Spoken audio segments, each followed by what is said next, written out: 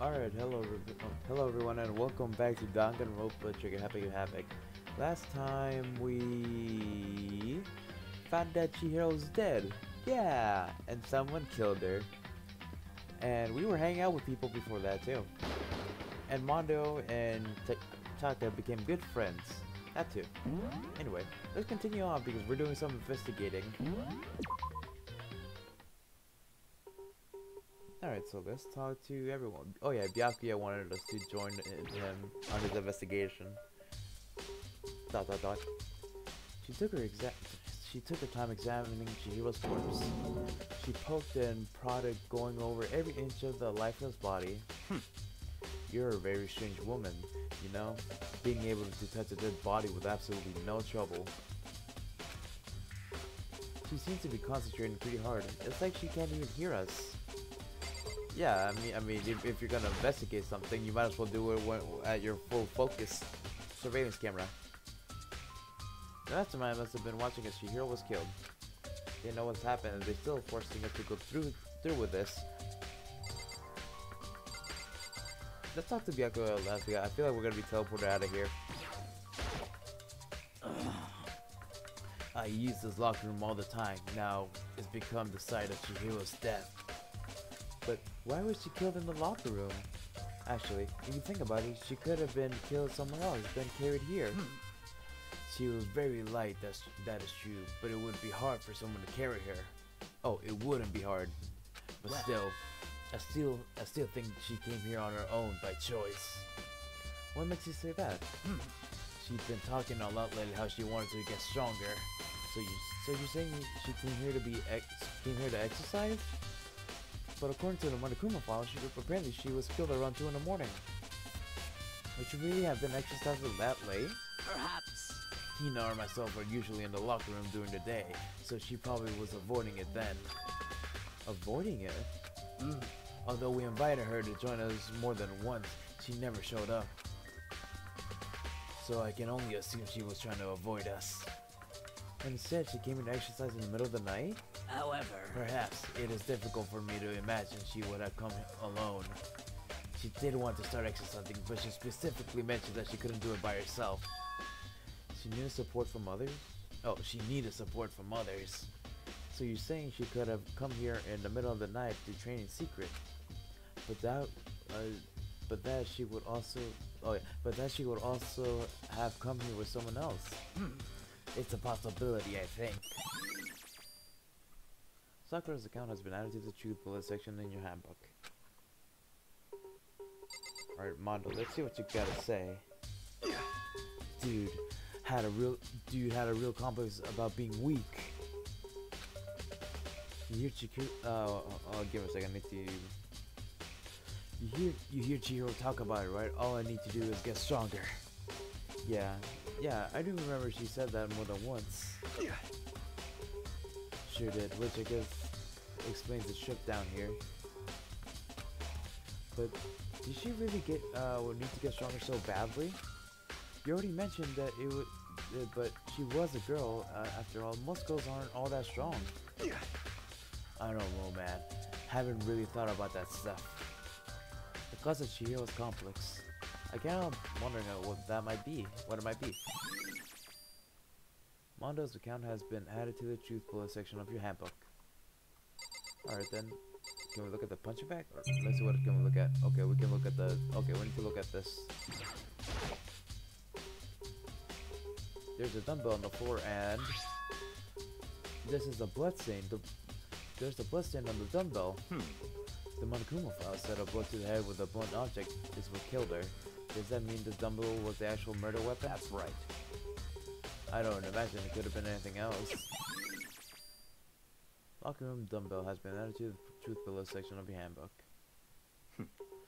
Now I believe it's about time for us to move on. Huh? Already? Yeah, I haven't even looked through the room yet. What? New clues won't magically appear by standing around here. We need to check every aspect of this case. That's true, but... Let's go. If you're satisfied, let's hurry up and proceed. He's so pushy. I got caught up with the wrong person this time. What? I was trying to get to their locker room. I'm not done looking at it, Byakuya. So, this is our next location. Huh? This place is related to your investigation? Figure it out yourself. It's no fun if you don't, right? Byakuya, I'm gonna go back in there. You've already spent plenty of time checking the crime scene. There's plenty of other things left to check here. Byakuya, come on! Let's see then.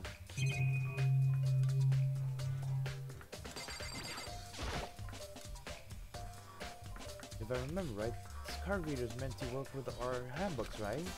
What? Do you have an issue with it? If so, you should take it up with Monokuma. He said that, then quickly and sharply clapped his hands together. Did you call for me? Have you been investigated? That's right. It seems that Makoto has a question for you. You need something? Sure, what's that? Well, it's just about this card reader. Yep. Yes, the card readers have all been designed to interface with each of your e-handbooks. You can only enter the locker room corresponding to the gender listed on your individual handbook. And it's impossible for two people in a row to go through while the door is unlocked, correct? Unbelievable. If there were some erotic terrorists on the prowl, the ceiling mounted Gatling gun would initiate a Swiss cheese slaughter. And the school regulations prohibit anyone from lending someone else's their handbooks, correct? Of course. Correct. Correct. So then, that means that only girls can go into the girls' locker room and the boys can go into the boys' locker room. In other words, Chihiro's body being found in the girls' locker room means... Hey, Makoto, I can see right through you. See right through me? Allow me to tell you what you're thinking. Since Chihiro was found in the girls' locker room, the killer must have been able to get in there. So in other words... As such, the killer must be one of the girls. Did I get it right? Such ignorance. Good lord, you're simple. But am I wrong? You should pay closer attention to the regulations. The answer has been in front of you the entire time. Loaning your e-handbook to another student is strictly prohibited. Only the act of loaning a handbook is prohibited. Borrowing someone else is perfectly fine. I would expect nothing less from the prodigal son of the noble Togami family. So you managed to sniff out the loophole in the regulations. Knowing you, I would bet you created it on purpose, didn't you? To add a little more excitement to things. You're treating me like a puny little appetizer instead of a main course that I am. Now then, since the dead can't actually talk, they're not people anymore, they're things. Yep. Get it? Got it? Good. Wait, hold on, you're saying that's the loophole, but... In order to borrow something from someone, then that means someone would have to loan it, so, Why you? So sleepy.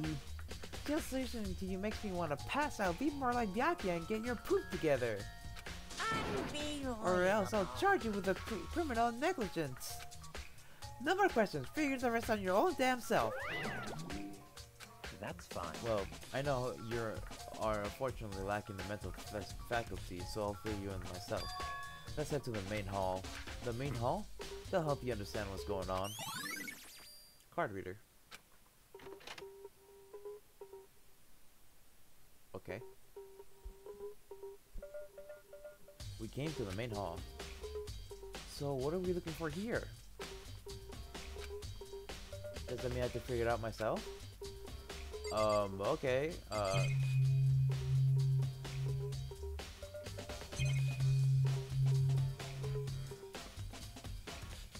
This thing? Let's try it from this side. There's a mailbox here. Could there be something inside? It's an e-handbook. No, wait. There's 3 of them. But what are they doing here? So you finally found them. Oh wow, first try. Huh? Did you know about these were here, Byakuya? I happened to find them by chance myself the other day. It seems there's a system in place where the handbooks of dead students get delivered to this mailbox. So then, these 3 handbooks belong to Junko, Leon, and Sayaka? You can go ahead and confirm it yourself. I immediately turned one of the handbooks, and when I did, Sayaka Maizono. You're right, this is Sayaka's handbook. Now do you understand? This is the key to the loophole that I revealed earlier. Yeah, I feel like I'm starting to get it. You should pay closer attention to the regulations. The answer has been in front of you the entire time. Loaning your e-handbook to another student is strictly prohibited. Only the act of loaning a handbook is prohibited. Borrowing someone else is perfectly fine. I see. Yeah, now I understand. Main hall e-handbooks has been added to the truth bullet section of your handbook. What? Hold on a second. What's wrong? Very strange. That's strange. One of the handbooks won't turn on. Is it broken? Whose is it? The other handbook showed Junko's name when I started, so it was Leon's. The other one that won't turn on must be Leon's, right? I see. It wouldn't make sense, yes. After all, he did get plummeted with a dozen of baseballs. Yeah, of course it won't work after all those baseballs hitting that e-handbook. Pummeled with baseballs. The memory of it came flooding back. The cruel punishment which led to Leon's death. The execution that the mastermind concocted. A cruel, heartless death. You're right. It wouldn't be surprising for the handbook to break during that kind of assault. Damn it! Hey! Hey! Now Hey! I'm really angry! What? That e-handbook is essential to student life here. Crucial, integral, instrument, a super big deal. Wait, did Monokuma mention that the e-handbook was supposed to withstand like megaton or something like that of TNT? There's no way it would break that easy. See, that's what I was just thinking. But it did. That's impossible! If I say it wouldn't break, it wouldn't freaking break.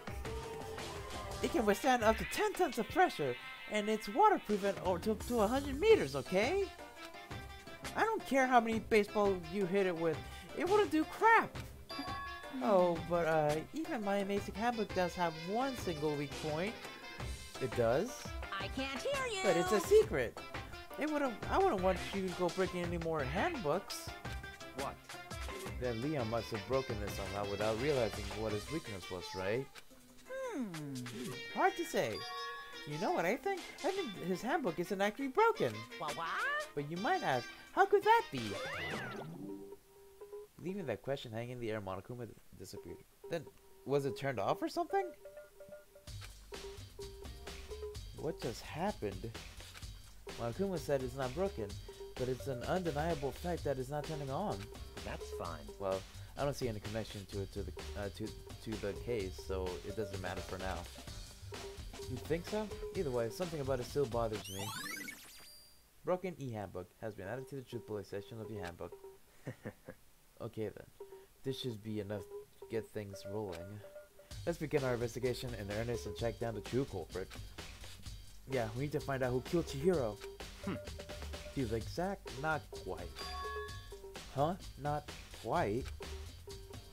So what then, Byakuya?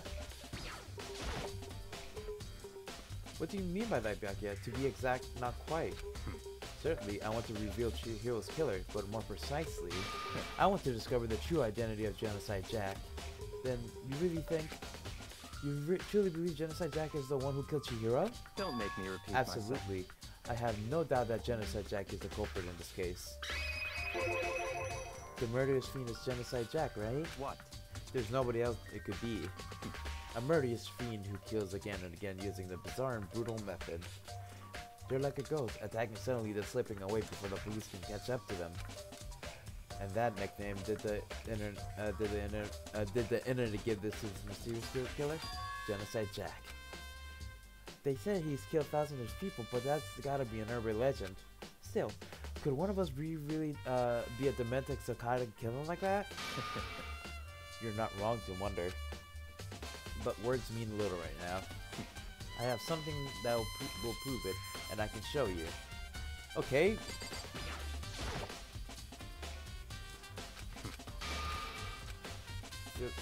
Don't make... And I have a basis to believe that. I assure you, Genocide Jack is one of his faces. Is there really proof? There's somewhere I'd like to take you. This will provide all the evidence you need. It's all clear. Evidence that Genocide Jack is the one who killed Chihiro. Evidence? Does something like that really... Ah, hey, you two. Wait. Big trouble. I need your... Oh, need your help. I don't have time to play We're with you. busy. Leave us alone. I But mean, it's an emergency! Emergency! Come on, please, you gotta help me! please. This is a serious emergency. Please, please, you gotta help me! Just calm down, okay, Hina? I mean, But it's an emergency! An emergency? What happened? well, Something's wrong with Toko. She's acting super strange. Well, I mean, was acting pretty strange earlier, right? Well, what should we do, Byakuya? Very strange. Since it's Toko, I must admit I'm intrigued. I suppose we can take a second to see what's going on with her. Are you sure? Don't make me repeat myself. I didn't expect. I thought for sure he'd just say no, and that'd be the end of it. yeah. Okay, come on, hurry. Wait for us, Hina. Let's go. It looks like she's headed to the dorms to Toko's room, most likely. You're right. Alright, Toko's room is... where? Oh, here it is. Let's see what... Byakuya, Such ignorance. you're talking to the wrong person. You waste of space. Okay, Byakuya. You guys are too slow. I think you're just too fast. So, what's this emergency? So, Well, after what happened in the girls' locker room, we left Toko in her room so she could lay down. After a while, we came back to check on her, you know, see how she was doing. But when we did, it was weird. She refused to come out and she kept saying all this weird stuff. Weird stuff? That's fine. We should try talking to her ourselves. Yeah, good idea. Alright, Toko. Ding dong. I may as well give it a shot. The door swung open slowly and silently.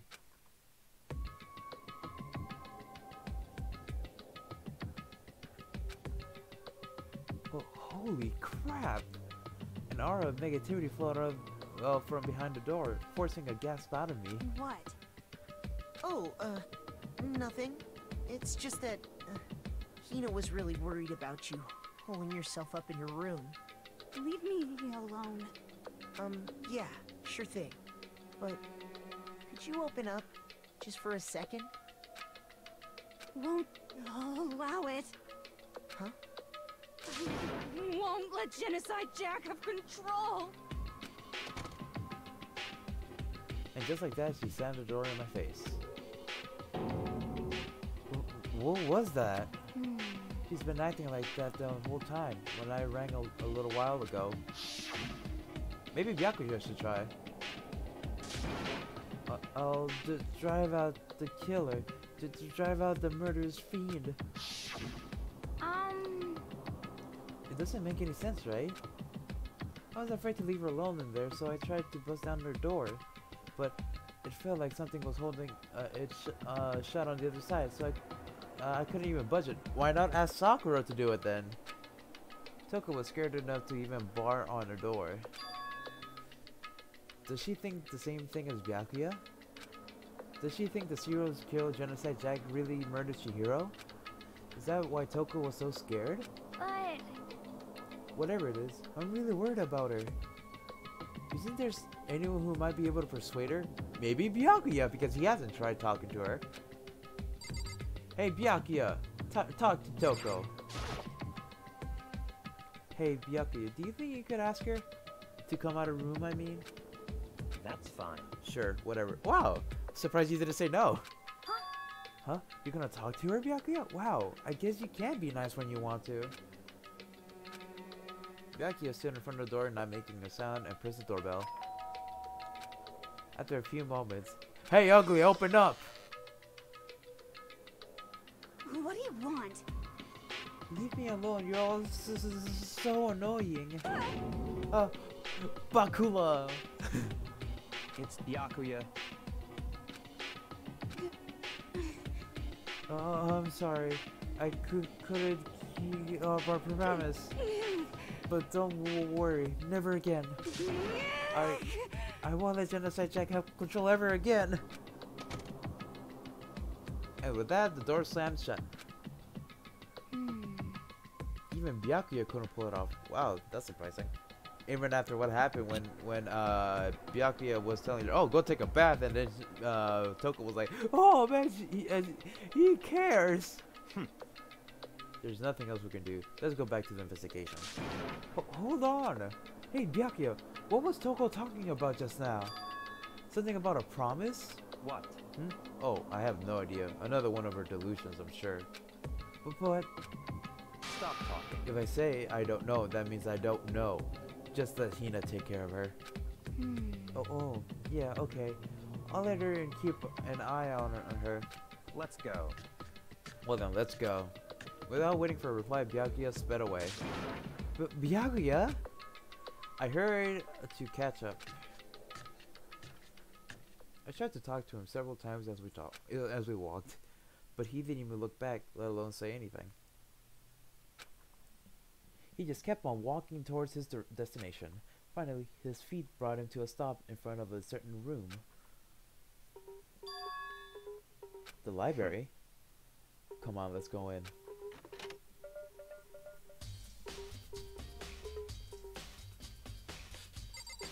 Okay, Byakuya, what's up, man? Is there evidence that proves that Genocide Jack really is in the library? Don't make me repeat myself. Yeah, don't make me say it again. What? Don't make me Okay. repeat myself. Fine. Then let's go in here then, because we haven't gone in here. So I would assume. And remember, the other side of this door is the archive, right? Hurry up and go inside. Haha! Oh, here? Let's go. It'll all make sense once you're inside. Ooh, I can find probably some Monokuma coins in there. Whoa, there are so many books and files. And so much stuff too. So in other words, I would say there's enough value in this place to endure the dust.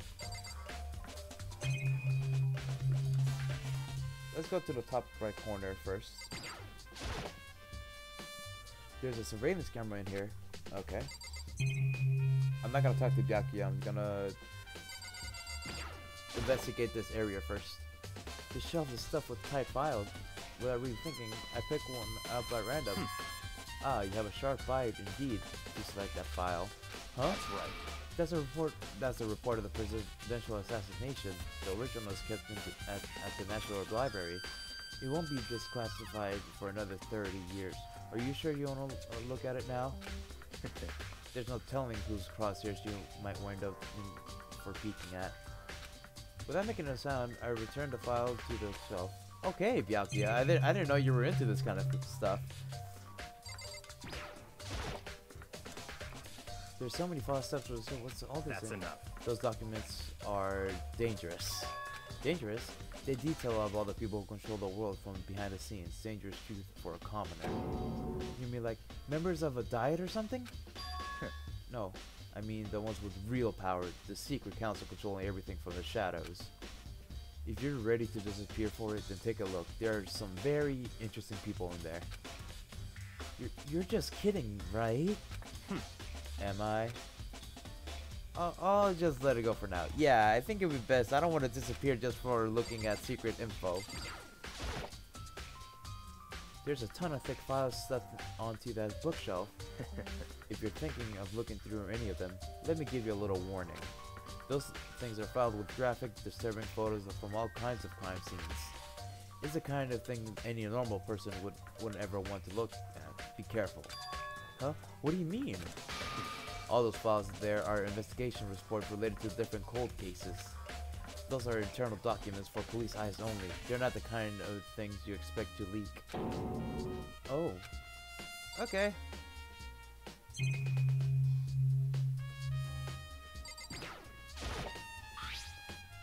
There's a wooden box. It's empty. And look, you can see like an engraving in there, kind of like a after thing, like something was picked out from there and there's dust left over, so it looks like some rope. Although judging from the smudges of this, it looks like there was something inside. Yeah. I wonder what it was. There was an extension cord plugged in here. It proved very useful while I was on the library. Extension cord, huh? So it could have been the extension cord that had gone missing.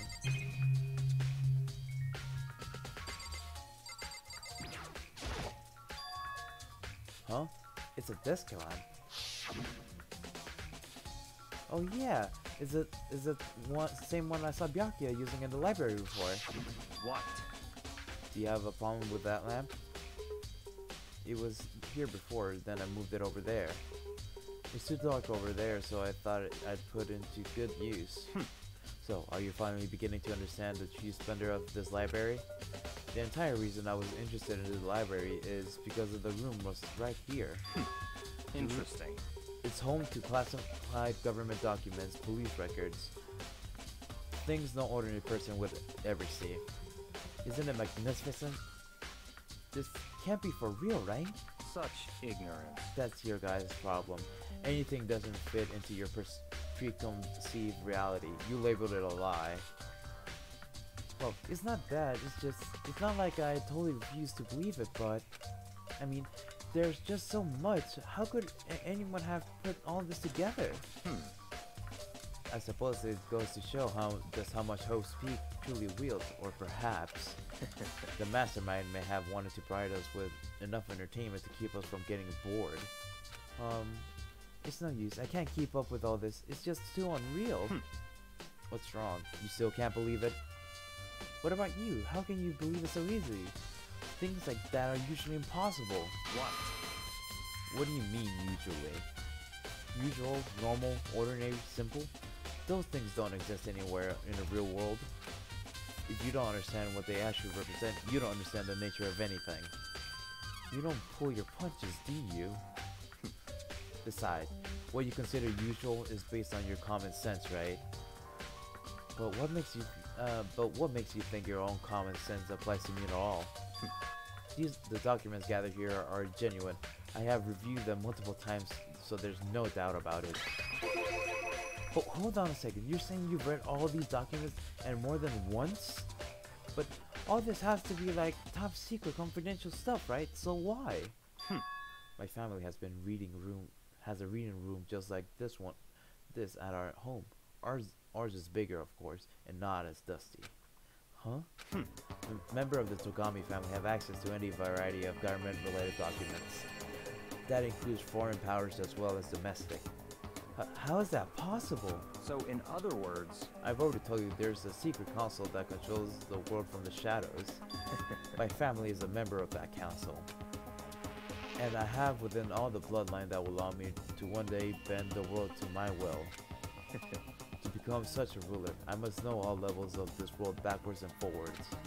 So whenever I have the time, I like to review whatever documents and materials that interest me. Which is why I can proclaim without a doubt that the materials gathered here are the real thing. This is beyond believing or not believing. Well, you better believe it now, motherfucker. Yeah, they're Pulp Fiction. Byakuya is actually starting to scare me more than the actual mastermind. And what always interested me the most were the cold case police investigation reports. Reading those reports has always been a hobby of mine ever since I was little. It's excellent mental exercise. I solved more than a few of those cases just by reviewing the reports. Really? And did you actually help with it?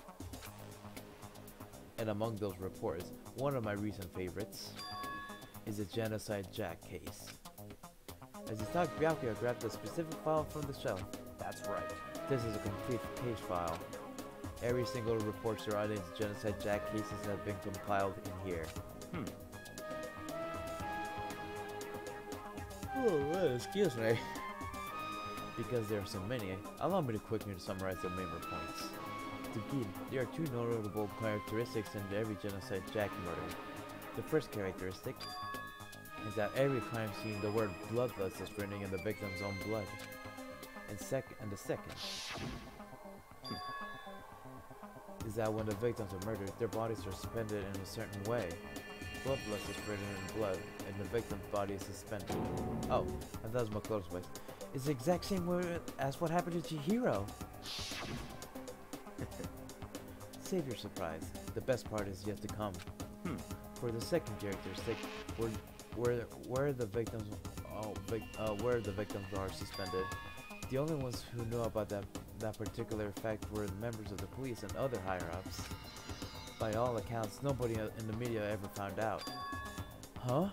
In other words, no one on the news, no one online, nobody knew about that aspect of each crime. Only key officials and the killer himself knew about this act of mounting the victim. Now, if you recall Chihiro's corpse, her body was most certainly mounted in this fashion. So, how could the killer have known about suspending the victim? That's right. That's the key question. But in fact, the answer is quite simple. So in other words, The culprit is a copycat killer is the real Genocide Jack. The real Genocide Jack! in other words, That's right. That's right. There is evidence that Genocide Jack has hid himself among the rest of us. Then Genocide Jack really is such a brutal, fiendish killer. Really is walking around among us. interesting. Things are really starting to get interesting, aren't they? I never imagined a killer with such a reputation would ever become part of our little game. Now, don't you think it would be good for you to take a look at what you've already seen? You might just manage to ferret out a clue or two. Such ignorance. If you get down on your knees and beg, I might even show you myself. Wow, Byakuya. Alright, Byakuya, tell me. Byakuya, what's that Genocide Jack case file? Could you let me see it? That's fine. Well, you didn't beg, but I guess it's okay this time. Feel free to look at it in here, but you can't take it with you.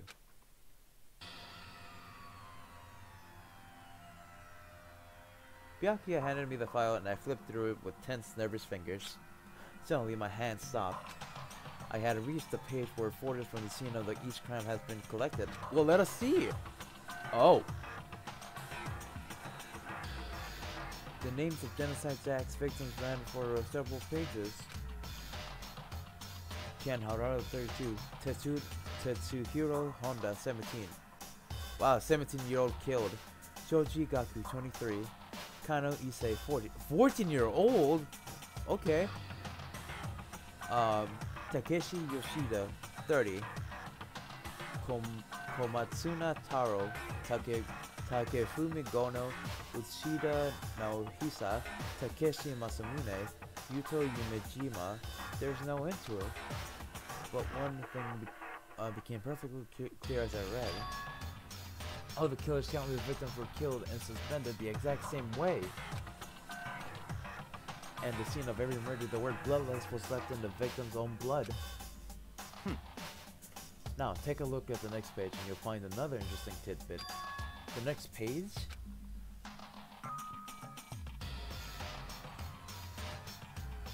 Profiling results. All the crimes took place either on weekdays, at night, or during holidays, either day or night. The most common time that the killings to take place was on holidays in the afternoon. Based on this fact, it would be suggested that the suspect may be a student. Evidence suggests that the suspect lingered at the scene, but when they did leave, they were in a panic because the night witness had never come forward. It's unlikely there was any external reason for this. The confused behavior suggests that the suspect may potentially suffer from dissociative identity disorder. So in other words, the key point here is that the culprit may well have a split personality. A split personality, like the kind of thing you see on TV. So I'm part of another totally unbelievable story. But this one is another more unbelievable than anything else up until now. Or maybe it really isn't. I don't know. I feel like my mind has gone numb. Genocide Jack's case file has been added to the truth bullet section of your handbook. let's go. Alright, we should get going soon. Huh? Where are we going? anywhere but here. We're finished our business here, haven't we? Wait, Byakuya! Well, I didn't find a Monokuma coin in here. As usual, Byakuya turned and left without another word. I hurried out of the library to catch up. Well, this is where we part ways. I have some things I have to take care of before the class trial. Huh? Just all of a sudden like that? I don't have time to play with you. Come on, enough of your annoying misapprehensions. Did you really think we'd be together the whole time? I mean, I wouldn't mind if we continued like this for other cases if it happens. Take responsibility for yourself and do something useful. Move the investigation forward on your own. Goodbye. Well, goodbye. And just like that, he was gone. Just as quickly as he'd asked me to join him, he cut me off. In the end, I feel like I was just some plaything getting tossed around. At the same time, I uncovered some really important clues thanks to him. Genocide Jack. He's the one that killed Chihiro. And that murderous fiend is one of us. But who is it? I have to find out no matter what it takes. And to do that, there's someone I have to investigate one more time. I have to go back to the crime scene, the girls' locker room. I should check the boys' locker room too. And the others might have come up with some info I might find useful while I'm at it. I like to find out everything I can. Alright, let's go back to the locker room then. It's here. No, not here. Right here.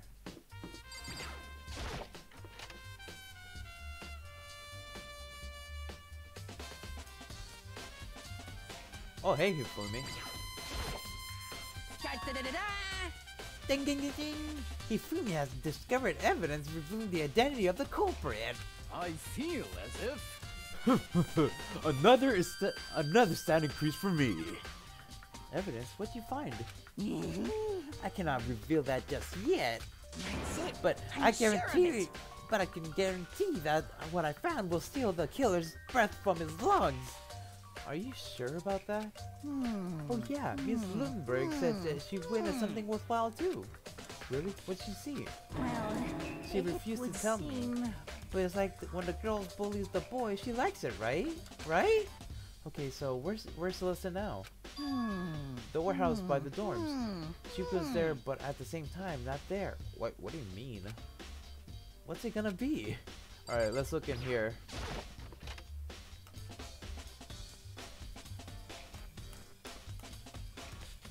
Okay, because Byakuya rudely interrupted us here. Oh, okay, Mondo, do you have anything new to say?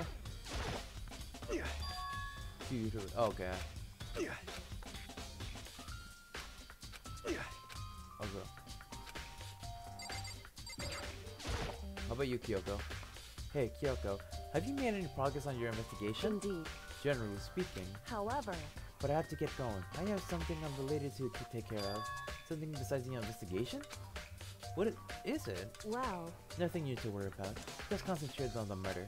But so then, before I go, let me give you one piece of advice. You should examine Chihiro's body one more time thoroughly. Also, her handbook is missing. You might want to determine its whereabouts. goodbye. That's it. I'll be praying for your success. With that, Kyoko turned and left the girls' locker room. I guess I'll take another look at the body then. And Chihiro's handbook is missing? That's definitely worth worrying about. I'm gonna assume that her handbook is on the place we found Sayaka's and the other people's handbooks too. Chihiro's e-handbooks, yeah. Alright, so what about you, Sakura? Do we have anything to say? Damn. Chihiro's presence here was especially weak. Her body and her soul. No forgiveness. To target such a helpless being, it's unforgivable. What a wretched beast to do such a thing. I cannot forgive this. Alright, let's look at Chihiro's body. Kyoko said I should examine the body one more time. I know she said thoroughly, but I do have my limits. Well, I better give it a shot anyway. Let's see. Chihiro's hands are bound with what looks like some kind of rope. The rope that was used to prop her out in a kind of crucifix position. Huh? This rope has a plug. Wait, so then this isn't rope at all. The more I think about it, the more is that it's not the only thing that concerns me. Chihiro's fatal injury was the blow in the head, which means someone struck her in the head in order to kill her. That's right. The issue of her being suspended in the fatal blow. At first, I didn't see any reason to think too much about them either of them. But seeing them again after looking through the Genocide Jack file, something's not quite right. What does that all mean? Status of dead body has been added to the Truthful Accessory Handbook. Well, the one thing most likely to tie all these mysteries together is the true nature of the rope that was used to suspend Chihiro. And to figure that out, there's a certain place I need to revisit and look over again. Plus, it might help to look at the Genocide Jack case of file one more time.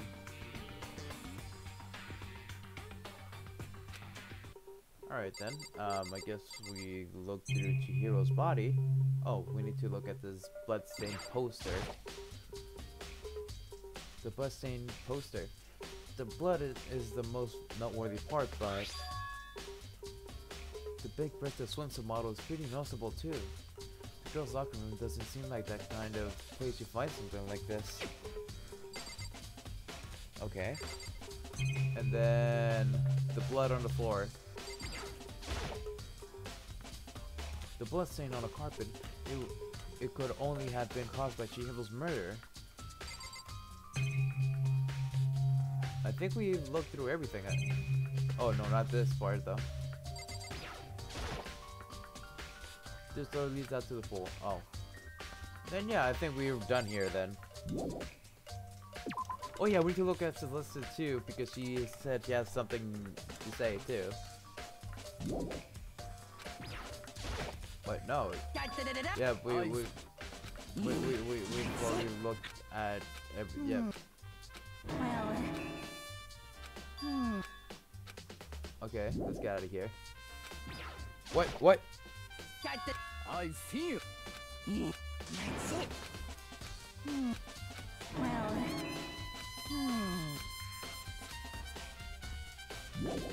Yes. Wait, there's still, wait, what? I'm sure there's still more left waiting. Oh, right, the boys' locker room. We need to look at that.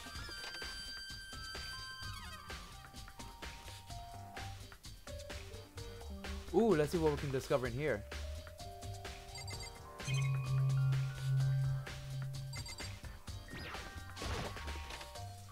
What, is that me leaving? Oh, that's the pool. Oh, I don't think we've been here. Let's see what we can discover here. Just that? Is that really? Oh, no, look.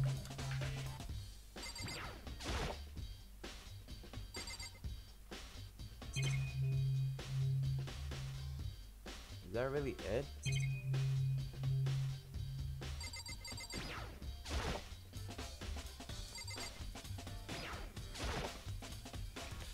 Maybe there's some kind of clue in the lockers.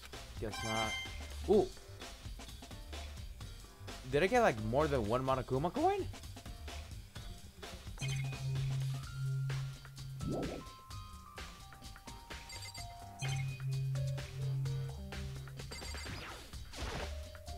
Okay, let's see here, and there's nothing here, so let's get out of here then.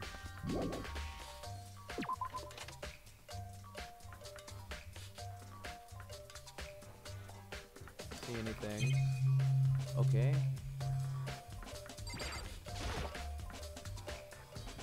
Now this poster is a popular boy band called Tornado. Somehow it doesn't quite seem to fit in the boys' locker room. Oh, but wait, that reminds me, the poster in the other locker room is...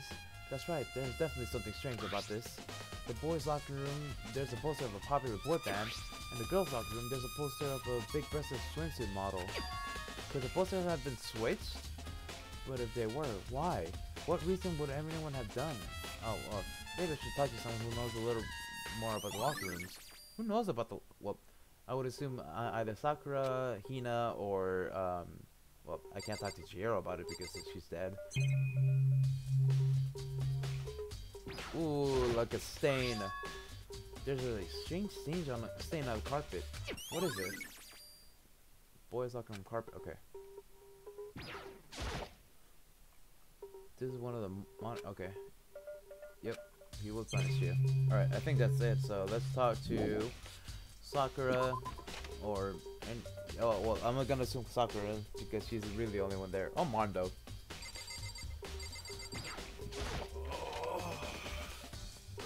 Stretch. I'm stretching.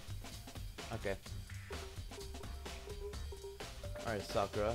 Do you know anything? You spend a lot of time exercising in the girls' locker room, right, Sakura? Of course. I've used it nearly every day since it opened up. Sometimes Hina and I use it together. Okay, then let me ask you something. Do you think the posters in the boys' and girls' locker rooms could have been switched? I'm sorry. Sorry, I really can't say. I never really paid attention to the posters. I see. However, But there is something that's been bothering me about the locker room. You see, I like to drink a little protein coffee every time I finish exercising. We have protein coffee? In the warehouse. It's not the highest quality, but I don't have a lot of other options.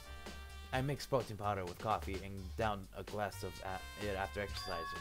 Anyway, the other day, I spilled some on the carpet in the girls' locker room and it left a stain. A stain? But I don't see any stain on the carpet now. of course. Exactly. I noticed it earlier. The stain has disappeared. I can only assume someone came along and cleaned it up. But still, isn't it unusually clean? As if there was never a stain there here to begin with. Aha! So yeah, the carpet's been switched. Mondo, do you have anything to say? Nope.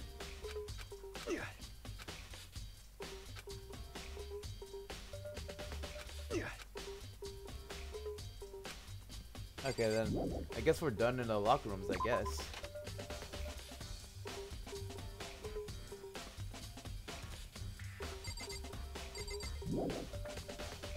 Yes. Okay, let's go find Celeste. She should be at the dorm place, so let's teleport there.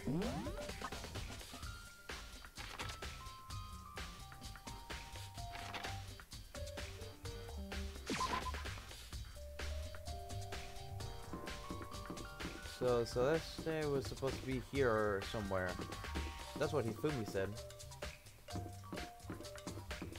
But she's probably not here then. She might be in the either bath or the or here. Let's check here first.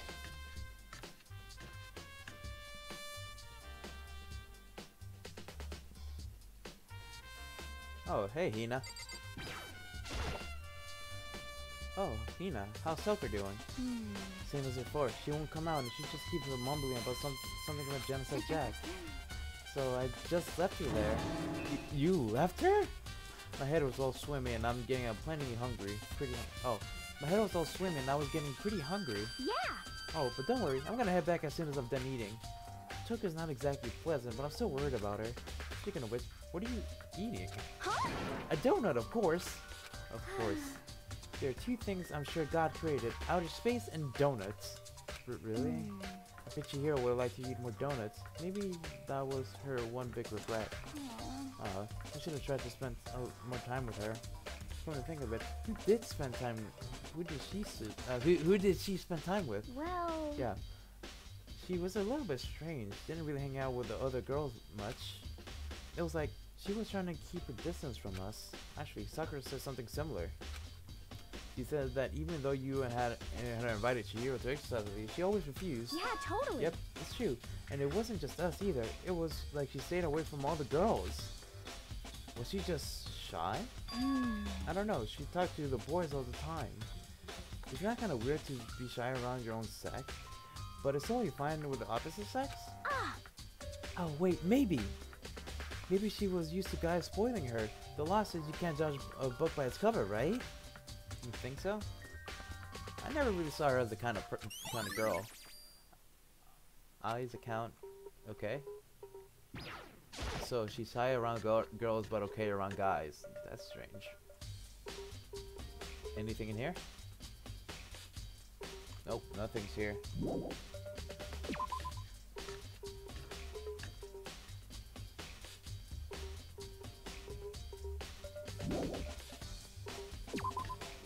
Okay, then let's go in the bath. See if anything's worth finding there.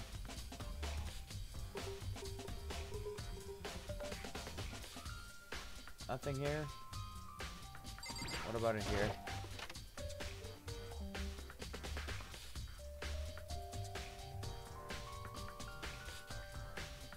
Nope. What about the sauna?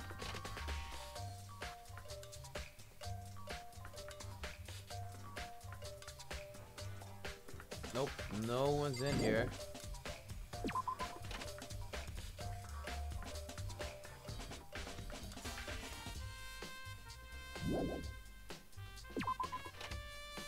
So let's check the laundry place then.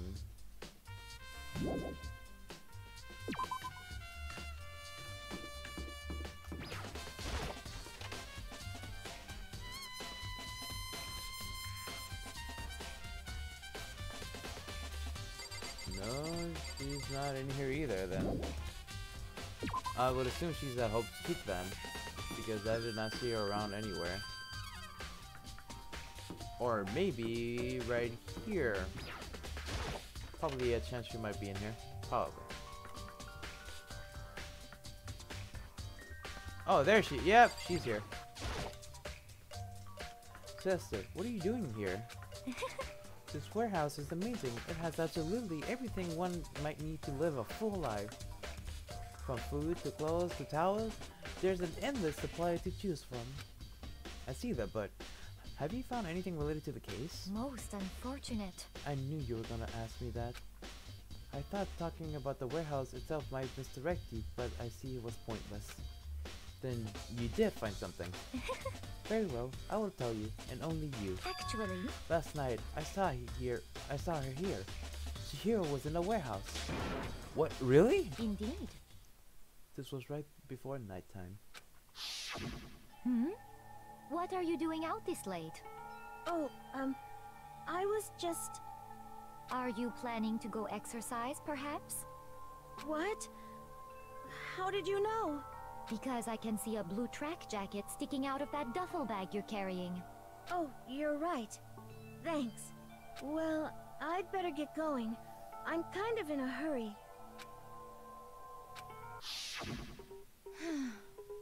She stuffed the jacket into her bag in a hurry. It was almost like she was trying to hide it.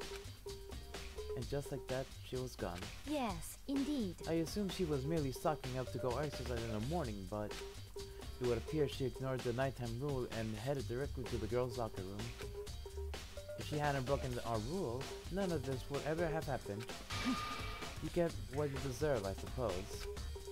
So apparently, she went to the girls' locker room late at night in order to exercise without anyone knowing. But the strange thing is, there was no trace of a track jacket or duffel bag, so that's just that saw Chihiro carrying, which would mean the serial killer would have gotten rid of it somehow. So that's his count. Okay. Then I have to choose. So now what then? So who would know about a track jacket? Let's see.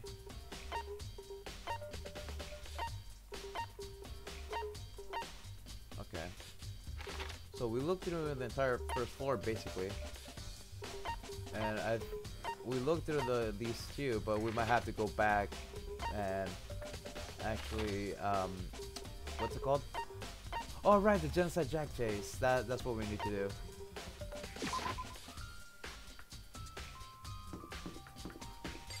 This is the library, right? It should be.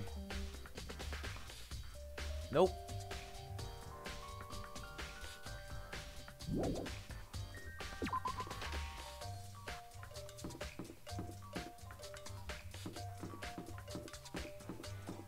This is the library.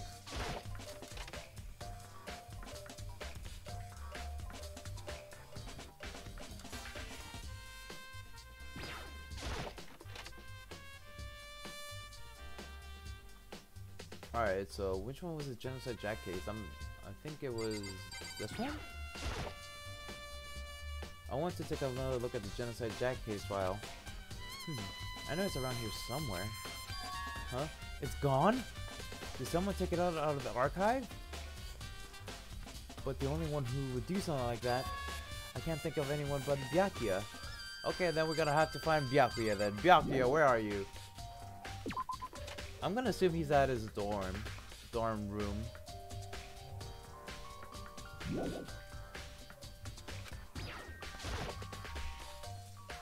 The shelf is packed out with books, but looking at it, maybe there's some kind of clue here. Guess not. A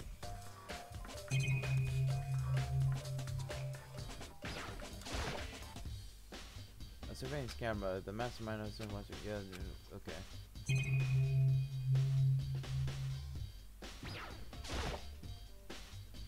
Learning to said hopes to kill sub-function in school 1 year ago, killing game, real school issues. The mastermind's motive, I can't only picture white or yeah.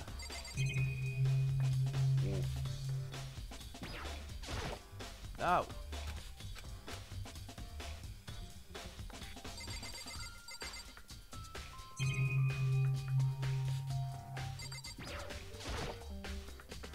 Huh? The lab won't turn on. Oh, I see. It's not plugged in. The outlet port isn't long enough to reach the outlet from here. But last time I saw it, it was definitely on, and it was definitely right here. Oh right, that's right. Byakuya was using an extension cord. But there's no extension cord here right now. I wonder if... Library desk lamp.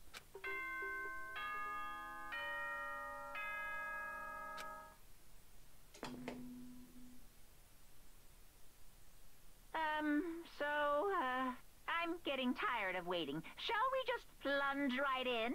It's the moment you've all been waiting for! The class trial! Yay!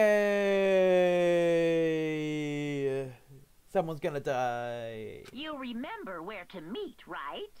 Please go through the red door on the first floor of the school. Begin with a trash haul, I said trash Kyle.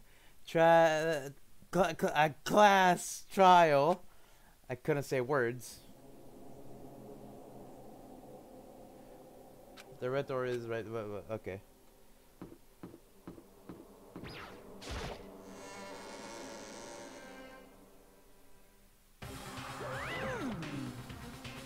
Ahem. So everyone is ready to what?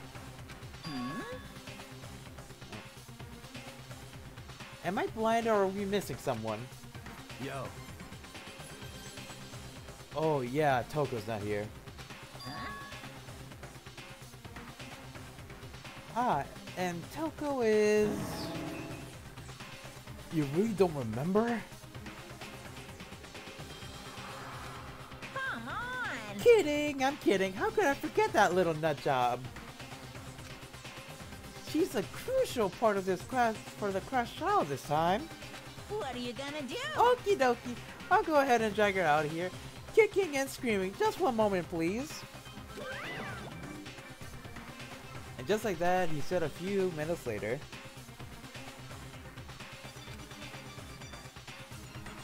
He reappeared again, dragging Toko behind him.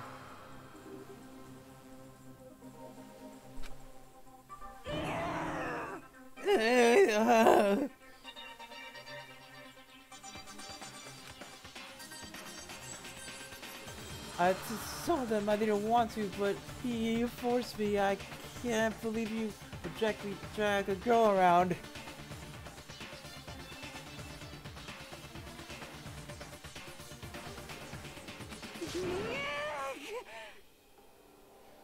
This is terrible. You're terrible.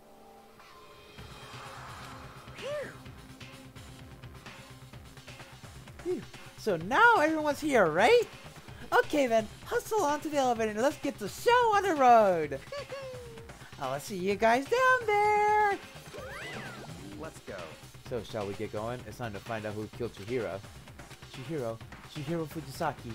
She was so gentle, so calm and meek. Nobody had any problems with her. Someone made a choice to kill a girl like that. Pretty messed up. And that murderer is one of us. Didn't you say that in the last class trial? Someone standing right here. Alright, let's see. Byakuya, what do you have to say? I gave you plenty to work with. Show us how far your logic can take you. There's something odd about Toko's behavior. I do not think mere shock is enough to explain it. I guess I wasn't much help at all in this one.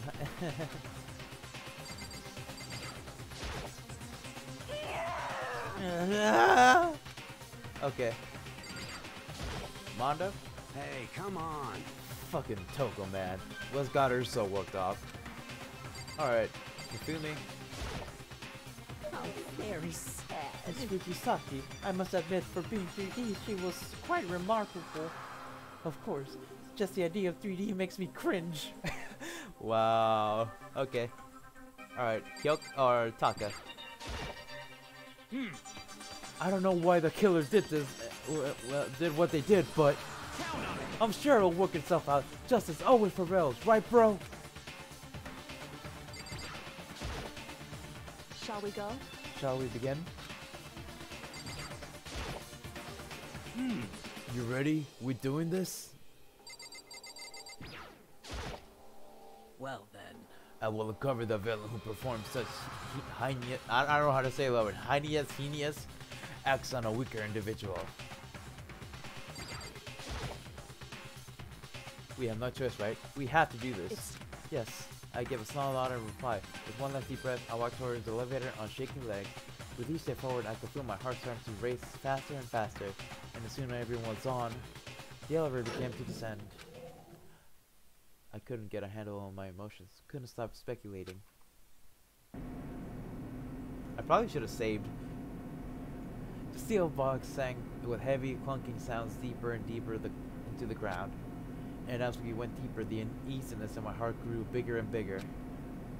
The elevator was unaffected, however, and continued to descend without hesitation. Until finally, it came to a sudden stop. What do you think? I redecorated. Isn't it so fresh? Isn't it so exciting? Don't waste our time with stupid questions. Let's get this over with. Good. You're raring to go. Gotta say, I don't hate it at all. Not at all. Well? Okay then, let's get this show on the road. Thrills, chills, kills! Everyone, please find your assigned seats. And so, the curtain opened once again. A deadly judgment, a deadly deception, a deadly betrayal. You said this in the last trial, didn't you? A deadly riddle, deadly defense, and deadly faith. Yeah, you said this last trial. A deadly class trial. You said this already. Yes. Good. The game is being nice to me, letting me save. Let's set our skills. We got some increases the focus gauge. Yes. Melodious voice. Oh yeah, we need this. I thought we had more skills than that. I thought we earned like 2 skills. Oh well, that's cool. Oh, we're done here, I guess. Let's finish preparations. Class trial. All rise. Let's begin with a basic explanation of the class trial. So, your votes will determine the results. If you can figure out who done it, then only they will receive punishment. But if you pick the wrong one, then I'll punish everyone besides the blackened, and the one that deceived everyone else will graduate. Didn't you say only one person and the person who gets away with it dies? Right? I think that's what you said last episode. I think you said it wouldn't be fair for all of us to die, so you will have just one other person die. Okay then. So, first off, let's talk about the murder weapon! Yay! First, we have to make clear what was used to deliver the fatal blow. Fatal blow!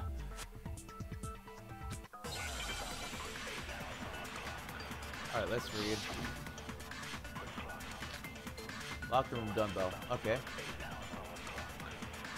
Chihiro's fatal injury. It appears it was a head wound. Yes, it was. According to the Monokuma file, the killer used a blunt instrument. But what kind of blunt instrument could it have been? I bet it was an iron pipe. Interesting. That certainly would make for a powerful weapon. Poor Chihiro. Poor Chihiro. The weapon had to be there was something with a bloodstain in it. It was the dumbbell. Well, yeah, well, that's the only thing. Chihiro's fatal injury. It appears that According to the Monokuma file, what kind of blunt? I bet it was an iron pipe. Zawardo! No, that's wrong. No, that's wrong!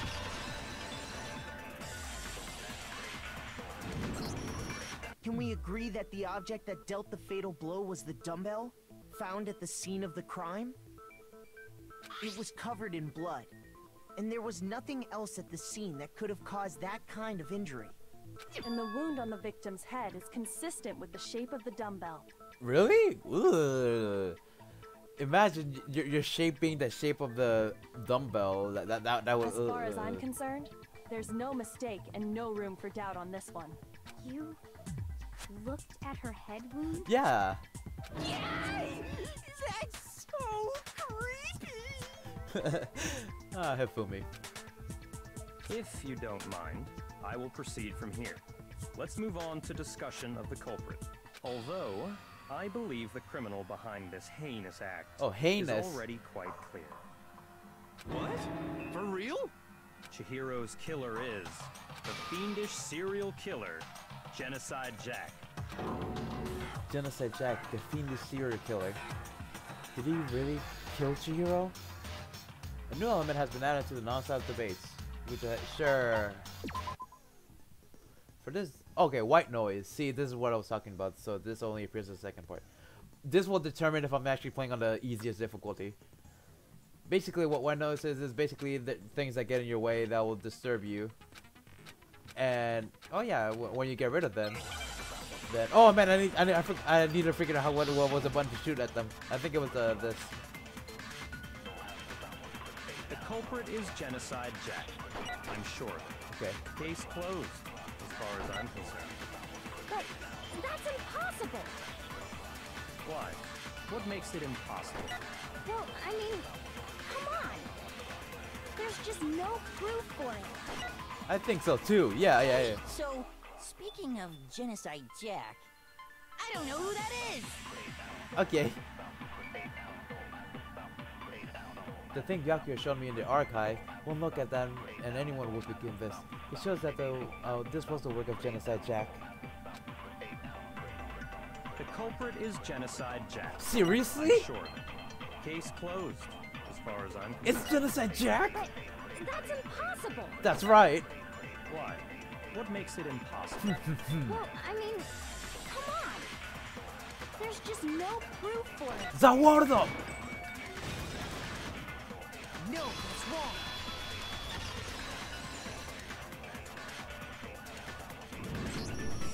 I might know one reason he could be involved. What? I found this file while I was looking around the archive in the library. I guess it's some kind of confidential file the police put together about the Genocide Jack case. What? That's kind of weird as shit, isn't it? What was something like that doing in the library? The why of it is probably more trouble than it's worth. So let's forget about that for now. More importantly, it outlines all the specifics of every Genocide Jack case in exceeding detail. According to the file, there appear to be two defining characteristics in every Genocide Jack case. The first is that a bloody message is found written at the scene of every murder. Oh, that's right. Boob lust. Boob It's bloodlust. No. It's actually bloodlust. Booblust. But more important is the other characteristic, and it's something that has never been made public. Never made public? What the hell is it? Why don't you tell them, Makoto? Really? Why do you always people want me to tell you tell them yourself, you know it. The one characteristic of every Genocide Jack case, which is the world at large doesn't know, if I'm mistaken, it has to do with the position of the body. Yeah, the way it was positioned. I got it! Apparently, in every Genocide Jack case, the killer suspends the body in a certain way. Other than the killer, The only people who know about this are the higher-ups in the police department. However, Chihiro was most definitely suspended in the same way. So, how did the culprit know about this when only high-level police officials were aware of it? There's only one logical answer I can think of. It's because the culprit in this case is the real Genocide Jack. No fucking way! Yes, fucking way! You're saying Genocide Jack is one of us? Yes, in fact, it's Toko. What? What? Just like that? Okay, case closed. We're done. Genocide Jack's true identity is Toko Fukawa. You lie! What? Hey, okay, wait, hold on a sec. Toko has like bloodophobia or whatever, remember? What kind of serial killer is afraid of blood? Is Toko Genocide Jack? The answer is yes and no. Another riddle? Man, why has this gotta be so complicated? It's a riddle for sure, but I feel like I understand it. What it means Genocide Jack to be Toko, but also is not to be Toko. The answer is that she's not one person, but multiple people, right? It's a little thing with the disorders. We need the S. The schizo. What? We need a Z. Oh. Schizo, schizo, skulo. Is it because Genocide Jack has a split personality? Huh? I think I read that somewhere in the file too. They thought that the suspect might have, what did they call it? Dissociative identity disorder. Oh, okay. But still, to go and say that about Miss Fukawa is... Perfectly acceptable. What he said. Toko's strange behavior after seeing the body is proof enough that she has a split personality. The only thing that shows Toko to have a split personality is how her behavior changed. It has to do with her behavior, how it's changed. I got it! You're talking about how she started acting totally different than usual, right? That's right. Think back. She fainted when she saw Chihiro's corpse, and then, when she woke up... She went all, yeah! I'm fine, yay! Whoa, is that a dead body? Hey, are you dead? Yeah! I can't do her voice. She must have hit her head real hard when she fainted. The road has a front and back, top and ending and over. Okay, we don't really need to look at a flashback. She was acting funny, that's for sure. That melancholy tone of hers completely disappeared. Don't go assigning adjectives to my tone without permission. Not to mention, once she regained consciousness and saw Chihiro's body again, she was utterly calm. In other words, within her is one personality that can't handle blood, and one that obviously can. So when Toko trapped herself in her room, it's because she was scared of Genocide Jack?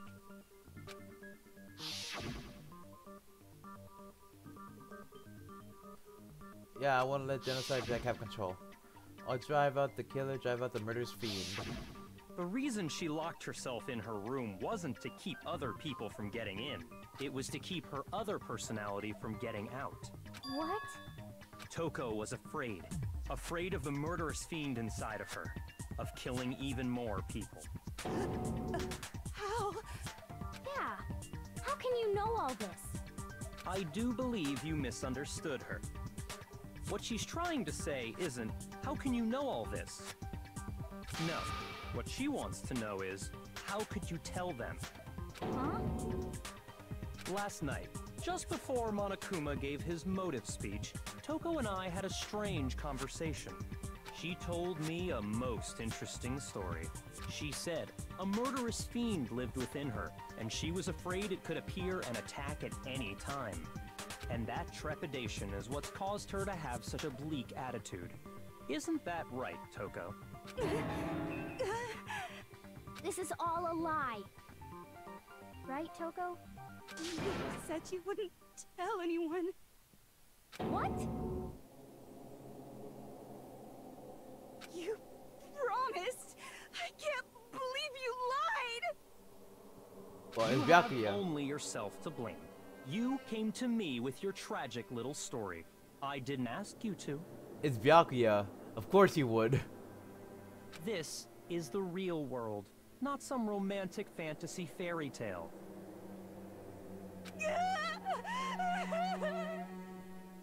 Besides, you broke your promise first.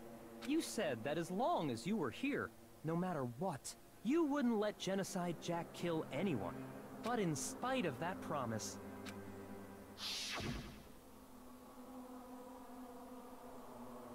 I'm sorry I couldn't keep our promise, but don't worry, never again. I won't let Genocide Jack control ever again. You said if I kept my promise, you would go out with me. He said that? That's the only reason I promised. how many times do I have to tell you? I never said that. Oh, okay. It doesn't sound like a Byakuya thing he would do. But you weren't able to do it. You just couldn't resist that rush you got from killing, could you? I tried. I swear I tried to control it. But your efforts were useless. What a disappointment. Ooh, damn, Byakuya! I hate you. Well, the opening act is nearly finished. All that's left is to hear from the person in question directly. The person? You don't mean... Togo's body suddenly lunged backwards. A huge thud echoed across the courtroom, but the next second... Well, hello there! Is it me you were hoping to see? Genocide Jack. Also, if you don't know, this is Noir's voice. You know, I forgot her voice actor's name, but this is Noir's voice in Hyperdimension Tunia. She did other voices too, but I know her from Noir. What the heck? So you figured it out, huh? Well, whatever. What are you gonna do? I'm the ultimate murderous fiend, Genocide Jack! Or better yet, let's go with Genocide Jill! What the fuck is this? Yeah. Toko, what happened to you? Not Toko, that's a loser name. Ooh. And what happened is a textbook split personality. So what if one of them happens to be a serial killer? You should turn a blind eye to one's faults. I can never do that laugh. So intense. Yeah. Like they say, sound in murderous mind, sound in murderous body. This one is so different from the one we've come to know. Yes, well, the world is composed of a front and a back, you know. Just like how every inning has a top and a bottom, or how in the depths of every truth lives a little lie. Behind every dark and gloomy soul lives another that shines as bright as the sun! This is the murderous fiend Genocide Jack.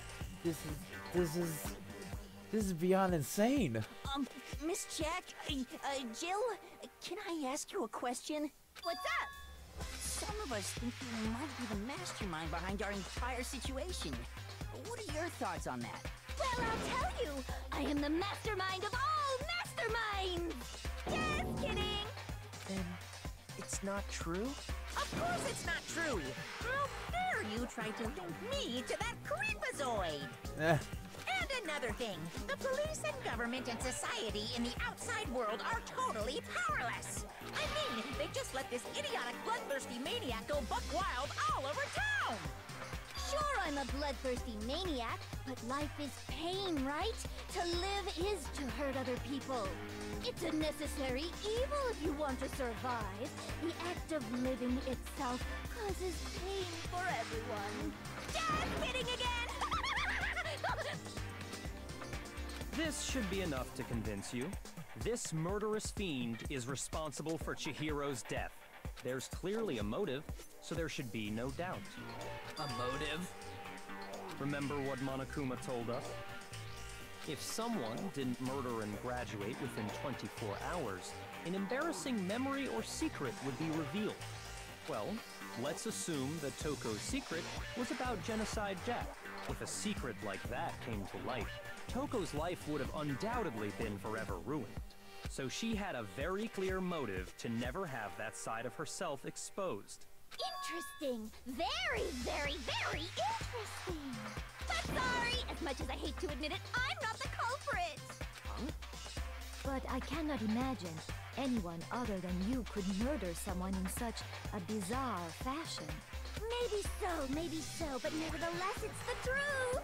Do you really expect any of us to believe you? Yeah.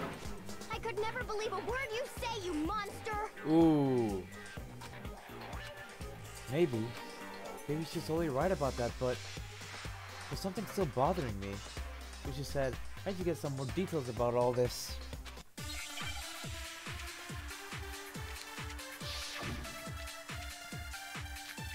Status of the dead body. Sorry, but I didn't kill anyone! Wrong. You're gonna have to do better than that. But do you really expect any of us to believe it? Perhaps if you had an alibi, that... So what about the alibi? Oh, an alibi, huh? Now we're talking! When you compare your past murders to this incident, the modus operandi matches completely. What more proof do we need? Oh. Give it up. You killed her. I will have to focus just on remembering Chihiro's body. That must be the answer. That should prove that what he said isn't quite right. Sorry, but I didn't kill anyone! You say that, but do you really expect any of us to believe it? Perhaps if you had an alibi, that would change things. Oh, an alibi, huh? Now we're talking! When you compare your past murders to this incident, the modus operandi... Zawardo! Completely. No, that's wrong! No, that's wrong! Are the methods of murder really exactly the same? I'm not so sure about that. I think there's a slight difference between the Genocide Jack cases and this one. Huh? How's it any different? Uh-oh, you don't know? Well then, human garbage, let me tell you! Okay. I murder with passion and conviction. I consider myself a professional, and I have a very particular way of doing things.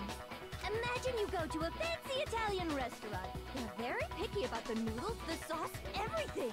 But what happened to Chihiro? It'd be like if that same Italian restaurant started using ragu or Chef Boyardee. Okay. This is no creation of mine.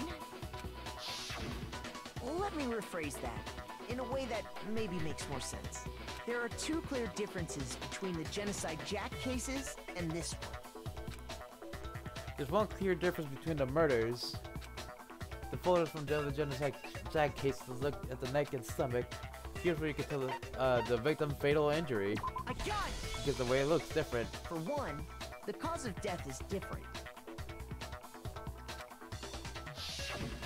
In the Genocide Jack murders, all the victims were killed the same way. According to the case file, they were all apparently killed with a pair of scissors. Skizzers. But Chihiro died from a blow to the head, right? Yes. That is remarkably different from the other murders. Yeah. Wouldn't it be strange for someone who kills the same way without fail to suddenly change their method? And there's more. One more conflicting detail. That's right. In my recipe of murder, if the bloody message is the tortellini, then the arrangement of the body would be the pesto sauce. Okay. Could you please stop comparing killing people to cooking? So, are you saying the other difference has to do with how the body was arranged? That's right. The second difference is related to how she was suspended. The photos of Genocide Jack and all other victims have been stabbed through their hands. You see, which is like how When was the bit? No, I'm joking. What was this suspend her? Do you remember what the killer used to suspend her? They used some kind of rope to hang her up by her wrists. What is your point? Well, in all the previous Genocide Jack cases, something else was used to suspend them. Specifically, pairs of razor-sharp scissors.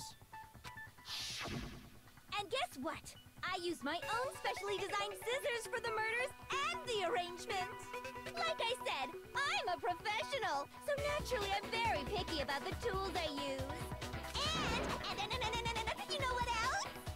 And I can't do it. And I can't do Big it. Mac said there's two differences, but he's wrong. Who are you calling Big Mac? Big Mac? Are you referring to me? Listen up, Big Mac. There's actually one more difference. Huh? Huh? My word, you really didn't notice? Take a look at who the victims were in each Genocide Jack case. There's a pattern there, just waiting to be discovered. A pattern? Figure that out, and it'll be plain as death why I couldn't have possibly killed that little lolly girl. Let's see. There's a pattern surrounding the Genocide Jack case victims, and Chihiro didn't fit it. If you look at the names of every victim, what you'll notice is, I think I figured it out. I know why. Because it was her lover. It was her friend. No, because Chihiro was a girl. Is it because Chihiro was a girl? Bingo! Bullseye! Right on the money! What are you talking about? In all the Genocide Jack cases, all the victims had something in common. They're all guys. Can't hide. Yeah, we don't need to read all those names. They were all guys? Yeah. That's right! The people I killed with such passion and conviction are all adorable little men! I can't believe I said it! I'm so embarrassed! The hell is wrong with you? I can't help it! I'm just a full-throttle boy-on-boy fangirl! Oh! The movie side of me just hates it! But now I'm on the fast track to becoming a full-fledged fan madam! Okay. So since Chihiro was a girl and not an adorable little man, we wouldn't kill her? Would an Italian chef suddenly start making ramen just because they're both noodles? Don't be stupid.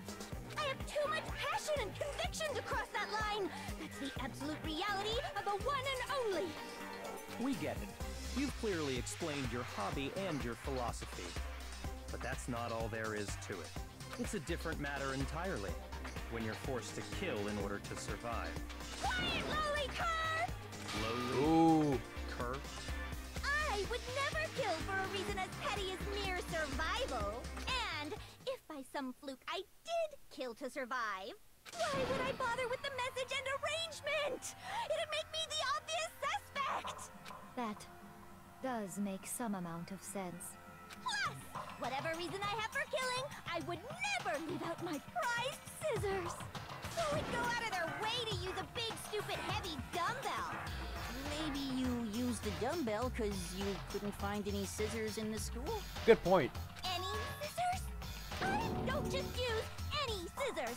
I only use my own set of high-class envy of the entire world scissors! That is true. She did mention she uses her own scissors, and she made them specifically for herself. Okay, whatever. There still aren't any in the school. Are you sure about that? Ooh! She's fully equipped.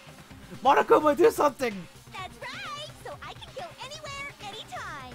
Why would I resort to dumbbells or rope when I have my trusty scissors by my side? Go ahead, tell me I'm wrong. You can't, can you? Gutter dogs, all of you. Ooh, okay, calm down.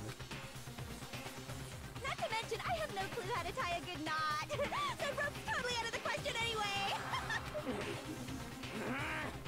I have no idea what's going on anymore. Could such a heinous villain really be innocent?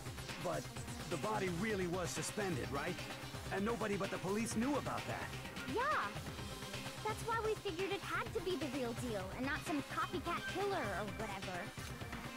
Actually, hold on. There is one person who could have copied Genocide Jack's cases.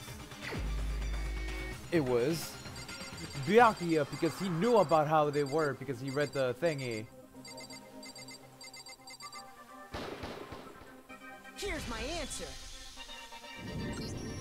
Byakuya, it's possible you could have found out, isn't it? You'd have no problem gaining access to classified government documents or internal police records. Plus, you'd already looked through the Genocide Jack file before this all happened, hadn't you? Are you saying Mr. Togami did it?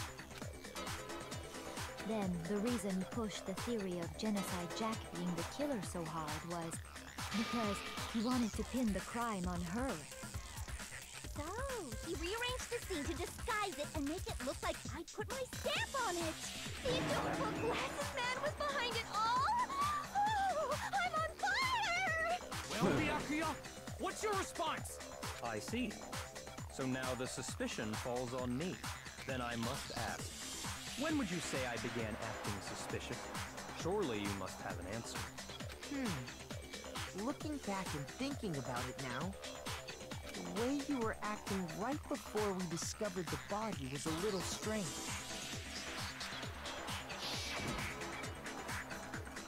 Locker rooms. They're suspicious, very suspicious. Okay, wouldn't you agree?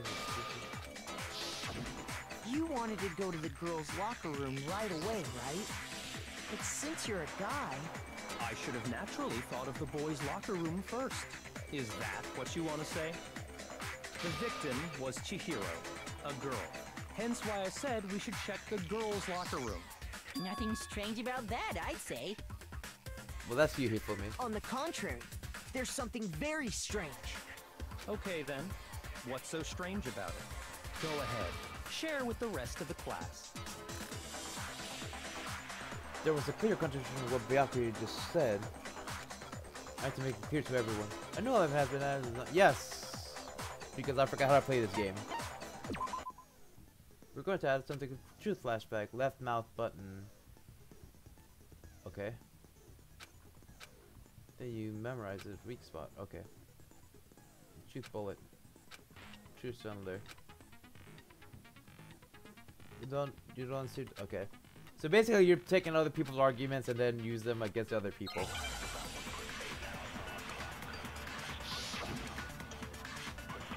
So it's gonna be kind of hard when you hold on it. So, you said Byakuya was acting kind of weird before we found the body. But he was acting weird... how? Whoops, I was just testing it out. With the opportunity to check out the girls' locker room. You absolutely take it! That's a natural reaction for any guy! Good point, The Hifumi. victim was Chihiro, who was a girl. So of course I would suggest we check the girls' locker room first. There was no time for pointless distractions. What's so strange about that? I wish you'd taken me with you. Hearing Byakuya's comment about Chihiro being a girl, realized there's a clear contradiction here. It makes sense. Okay, I need to make that contradiction clear. Alright. So, you said but he was acting... If you're presented with the opportunity, that's unnatural! The victim was Chihiro, who was a girl. So of course I would suggest we check the girl. Okay. There was no time. What's so I wish you'd taken me with you.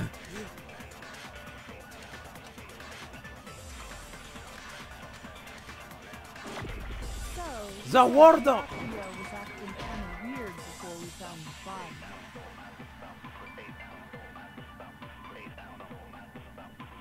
Come on, what this game makes you think there's something weird's going on? Shoot! I'll go about one more time. There must be a contradiction there somewhere. So, you said Byakuya was acting kind of weird before we found the body. Oh, wait. But he Ah, was man. acting weird. If you're presented with the opportunity, that's unnatural! The victim, what? So of course I was. There was no time. What's so strange? I wish you'd taken me with you.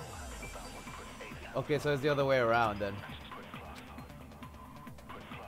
So, you said Byakuya was acting kind of weird before, but he was acting weird. If you're presented with the opportunity, that's unnatural reaction. The victim was Chihiro.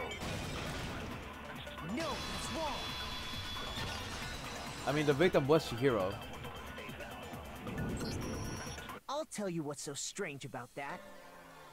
Because up until we actually discovered the body, we couldn't have known who the victim was. So your claim that you went to the girls' locker room first because Chihiro was the victim doesn't hold up. I see. That's a good answer, I must admit. Interesting. Very interesting indeed. But your reasoning is still too weak. Huh? What's wrong? Is that it? Surely you've got more than that. Go ahead. Show us. Would that be... What's with Byakuya's attitude? It's like, he doesn't even care. I've got him cornered, but he's acting like it has nothing to do with What's us. the matter? You're What? not finished Oh. already, are you? There must be more to it. There is. I think. There is more to it. Think about it. We just talked about the differences between this case and past Genocide Jack incidents. The proof you're looking for is hidden in there. Oh? Proof that I'm the culprit, you mean? The difference between this case and the Genocide Jack, who's responsible for the hidden in there? What could it be?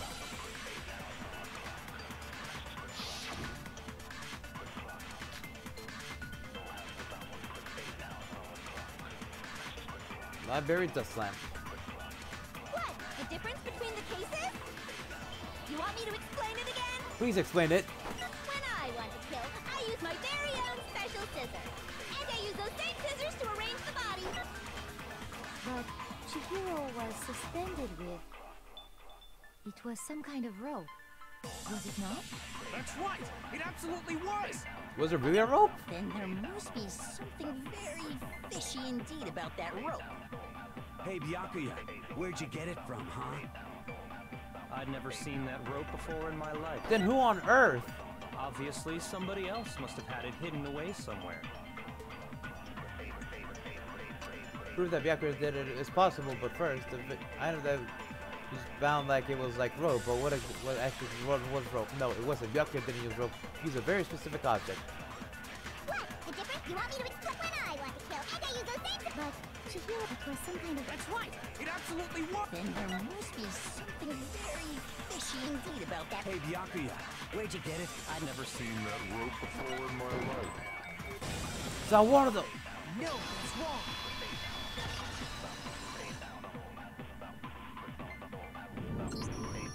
Actually, I'm pretty sure you have seen it before. Because, you see, that rope, or should I say, that extension cord? What? An extension cord? Byakuya, you've used the extension cord in the library more than once, haven't you?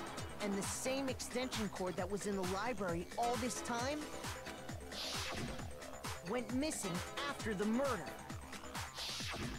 And there's no way someone who uses that extension cord as much as you do wouldn't discover that fact. And Byakuya must be the one who took the extension cord. I can't imagine any other possibility. That's really what you think? Then your conclusion is something like this?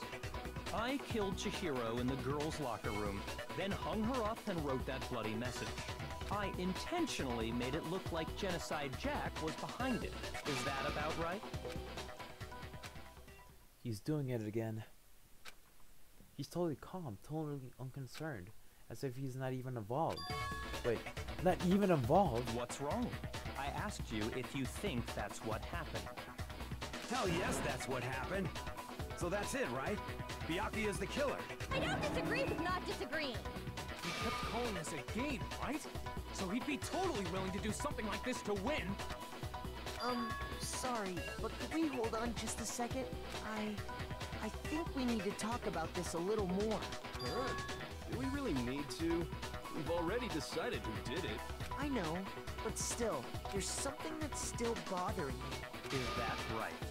And what, pray tell, is still bothering you? I killed her in the girls' locker room, then disguised my crime. Specifically, I dressed it up to make it look like it was the work of a homicidal psychopath. What about all that bothers you? Wait. What was just that now? Something's not right. Shio's body was definitely found in the girls' locker room, but does that mean... Can I really just accept what Byakuya said as the truth? No, I don't think so. There's definitely something off what he said. The scene of the crime. I got it! You say you killed Chihiro in the girls' locker room, right? But are you sure about that? Isn't it possible that the murder took place somewhere else? Yeah. How disappointing. How disappointing. What kind of question is that? Even in the world of disappointments, this is a true letdown.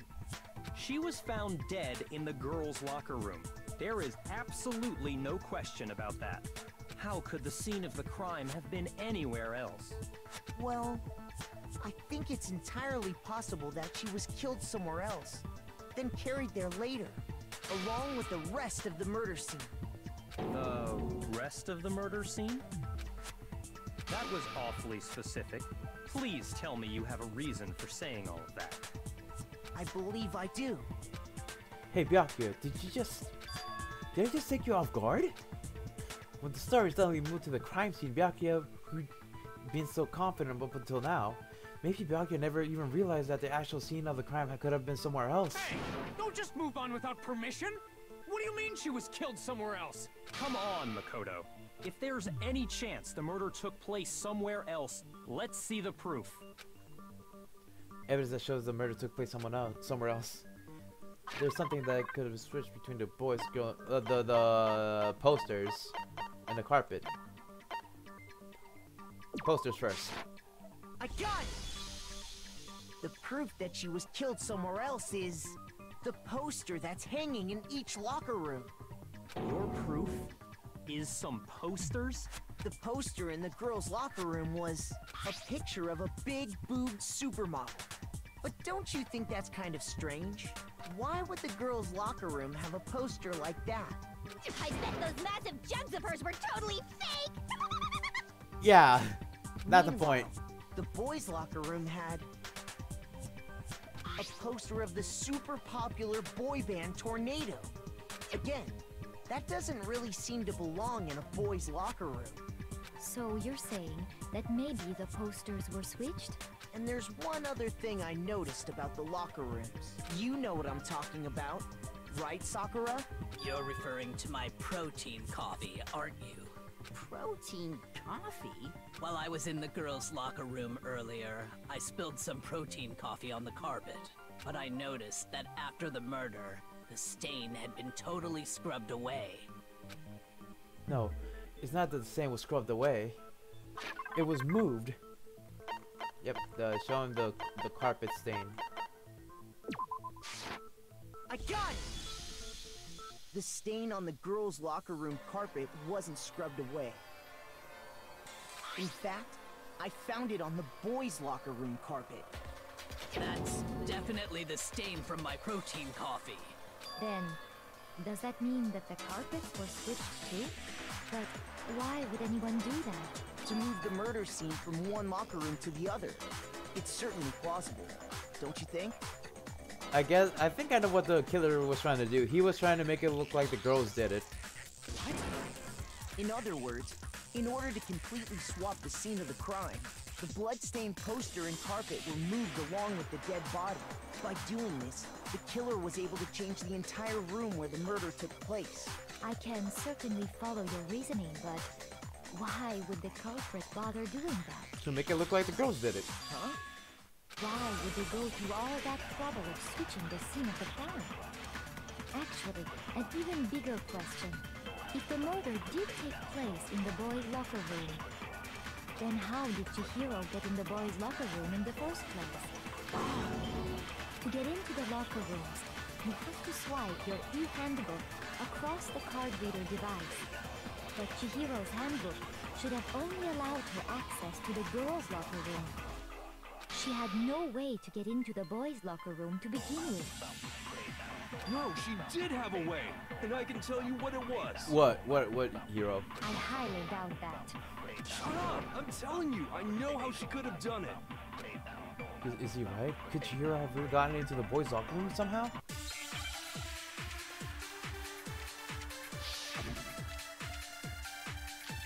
Broken e-handbook. Is it really possible? Could Chihiro really have gotten into the boys' locker room somehow? Ah! I got it! She must have hacked her e-handbook! Hacked She her was the e-handbook? ultimate programmer, after all. I'm sure that would have been no problem for her. No, I don't think that's it. She used the thing that was in the main hall. Huh? What thing? I don't know what it is. Huh? Talking Yeah! about Leon's handbook, of course. What? Huh? But that's... If she had that, she could get into the boys' locker room no problem. Theoretically, if Chihiro was able to use Leon's handbook, she would get into the boys' locker room. But when we found Leon's handbook in the main hall, there was no doubt about that it was. In which case, can we really say that she used it? Is it really possible? Could Chihiro really That's gotta be. I got it! She must have hacked her e-handbook! No matter what. She was the ultimate. I'm sure that would have been. No, I don't. She used the thing that. Huh? What thing? I'm talking about Leon's handbook. Zawarda! No, that's wrong.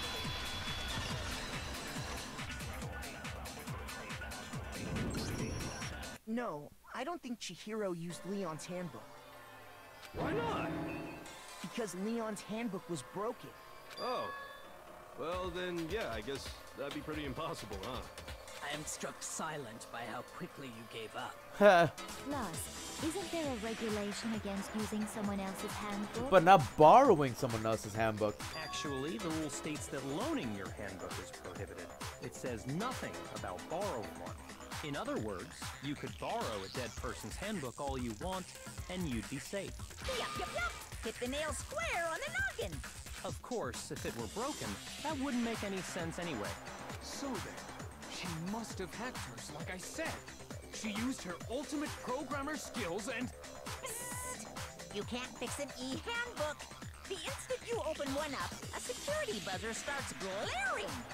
So, if she didn't use Leon's handbook, and she didn't modify her own handbook... Maybe Mr. Naegi's initial assumption is just... wrong? It seems like there's no way she could have got into the boys' locker room. So I guess so. Okay then, I vote for Byakuya. Is that it then? Chihiro was killed in the girls' locker room and Byakuya is the one who did it? Really? But still, I don't know what else I can do. Hold on a second. I knew Kyoko was gonna come in. I agree with you, though. I think you're on the right track. What the? You finally decide to open your mouth and that's what you've got to say? There's no way she could get in the boys' locker room, right? So... Why are you so sure she couldn't get in? There's still one other way she could have gained access. What? What are you talking about? What other way is there? Well, to explain that, why don't we take a little break from the trial? I'd like you all to come see something. Wait.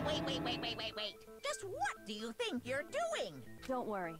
This'll make the whole trial more exciting. I'm sure that thought must please you. Huh?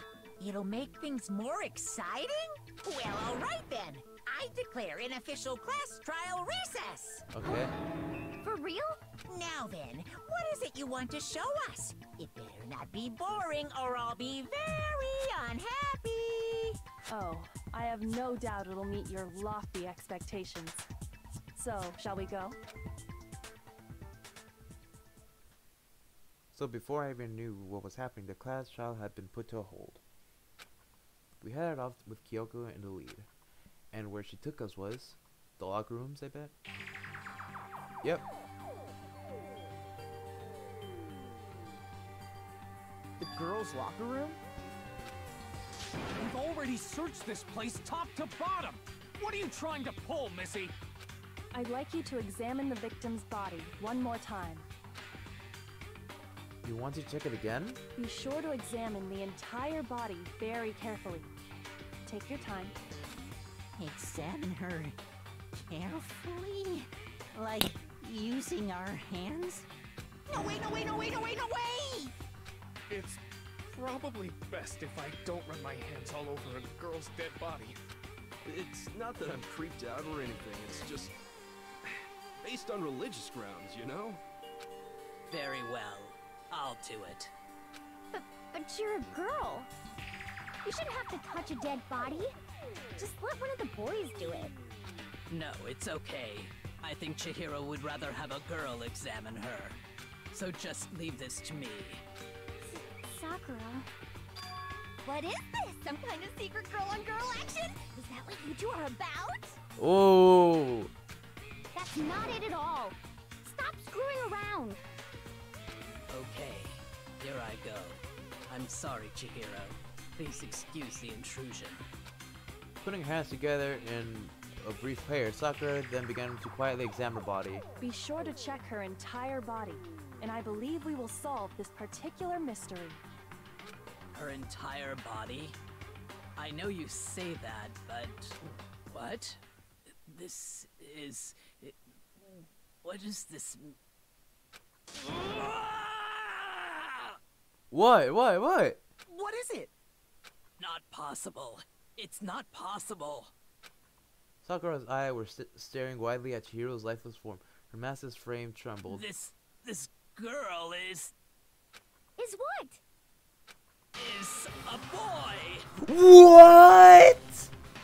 Ah, I see. So she was actually a he. It's a trap! It's a trap! Mayday, mayday, it's a trap!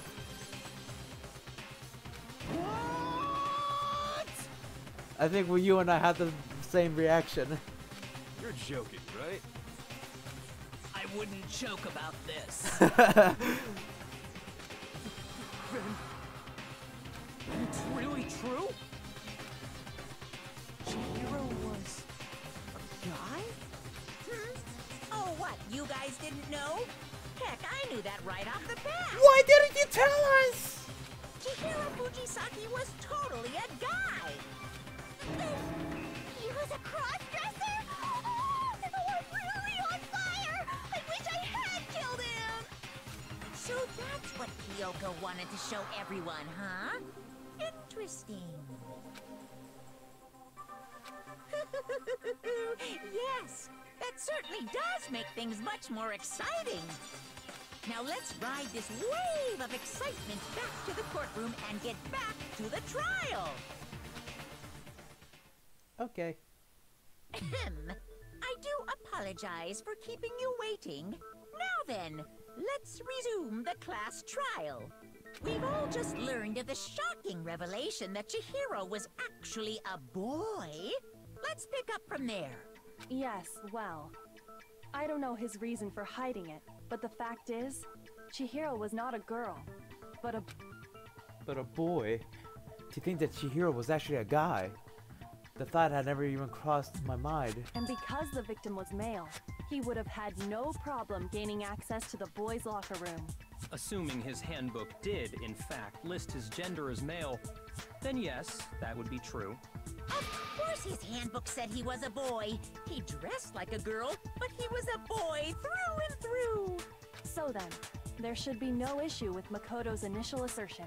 The victim was killed in the boys' locker room, and was then later moved to the girls' locker room. And the killer could have easily used Sayaka or Junko's handbook to get into the girls' locker room. So Chihiro really was killed in the boys' locker room? I still don't understand the motive for moving the body, but yes, that does seem plausible. Well, I must admit, I did find it rather odd. I knew he felt a little off. There was a certain incongruity to his female body. This is the most titillating situation! So now everything has been connected. All the mysteries have finally become clear. Okay, well, connected or clear or whatever. We still think you're the killer, remember? Very interesting. This has become very interesting indeed. He's off in his own little world. What about you, Makoto? After everything we've learned, do you still think Byakuya's the killer? Well, without a doubt, Byakuya is the one that made Chihiro's death look like Genocide Jack did it. But I think he might not actually be the killer after all. What? But aren't you the one who accused him in the first place? He just seems to be too easygoing about all this. Like he's enjoying us solving the mystery. The way he's acting, it makes it seem like it doesn't have anything to do with him. And you think that might be because it doesn't have anything to do with him? Plus, the evidence he left behind was a little too... how can I put it? Overt. I have no idea what that means. He consciously chose to use the extension cord, knowing it could connect him to the murder. At least, that's how I see it. And Byakuya, when you found out the murder took place in the boys' locker room, it seemed to rattle you. And then again, when you found out Chihiro was actually a guy. If you really were the killer, that stuff wouldn't have had any effect on you. So that's your thinking, huh? Well, it bothers me that you don't have more concrete reasons, but it's fine. I guess I'll mark it as correct for the time being. Mark it as correct? He's right. I am not the culprit. I just happened to come across the corpse in the girls' locker room and decided to alter it. Are you fucking with us right now? No, I am not effing with you right now. I'm telling you the truth. Wow, he won't even say fucking. Well, I find it very hard to believe. Go ahead. Find it very hard to believe. You're free to be executed along with the rest of us. Oh! If you're really telling the truth, then why? Why do you do that to his body? My reasons hardly matter right now. Uncovering the culprit is much more important, wouldn't you say? Now then, if it wasn't me, who was it? Well, I don't think I can say for sure without talking about it a little more. We're seriously gonna keep going? We're all good, aren't we? I thought it was clear Byakuya did it. No, I'm with Makoto. If there's any doubt whatsoever, we need to explore every possibility. Because if we're wrong, we all die here. That's true. Very well then. I'm with you too. Damn straight. Count me in. Do you not have a mind of your own? Of course I do. What am I, an ant or something? Anyway, let's discuss this all as a group one more time. We still have time to make our decision. That's very true. Our lives are all on the line. Excellent. Then shall we resume our game of hide and seek? If Byakuya didn't do it, then who's the real killer? Who murdered Chihiro? The one thing we can be sure that we know about the killer was able to gain access to the real murder scene, which means the killer is a guy. I got it! Oh, since the crime scene was in the boys' locker room, you wouldn't need a boys' handbook to get in. Since Leon's handbook is apparently broken, the killer would have had to use their own. In other words, it had to have been a guy. But that's still not enough. I need to find some more clues.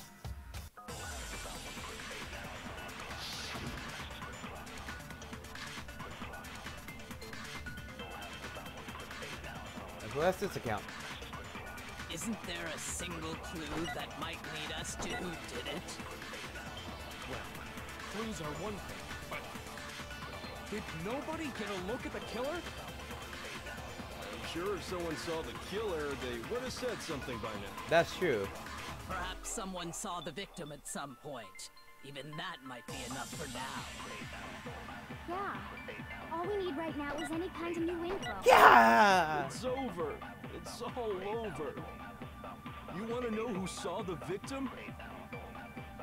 The killer. And only the killer. And it's not like they're just gonna turn themselves in. Game over, man. Game over. Alien reference. Yeah! No! Not game over! No, as a matter of fact, there is an eyewitness account regarding Chihiro. She has more information about that. Isn't there a single clue? Well, clues are one thing. Did nobody get a look? I'm sure if someone saw the... Perhaps someone saw the victim at some... Yeah. All we need right now is any kind... It's over. You want to know who saw the killer? The water dog! No, it's wrong.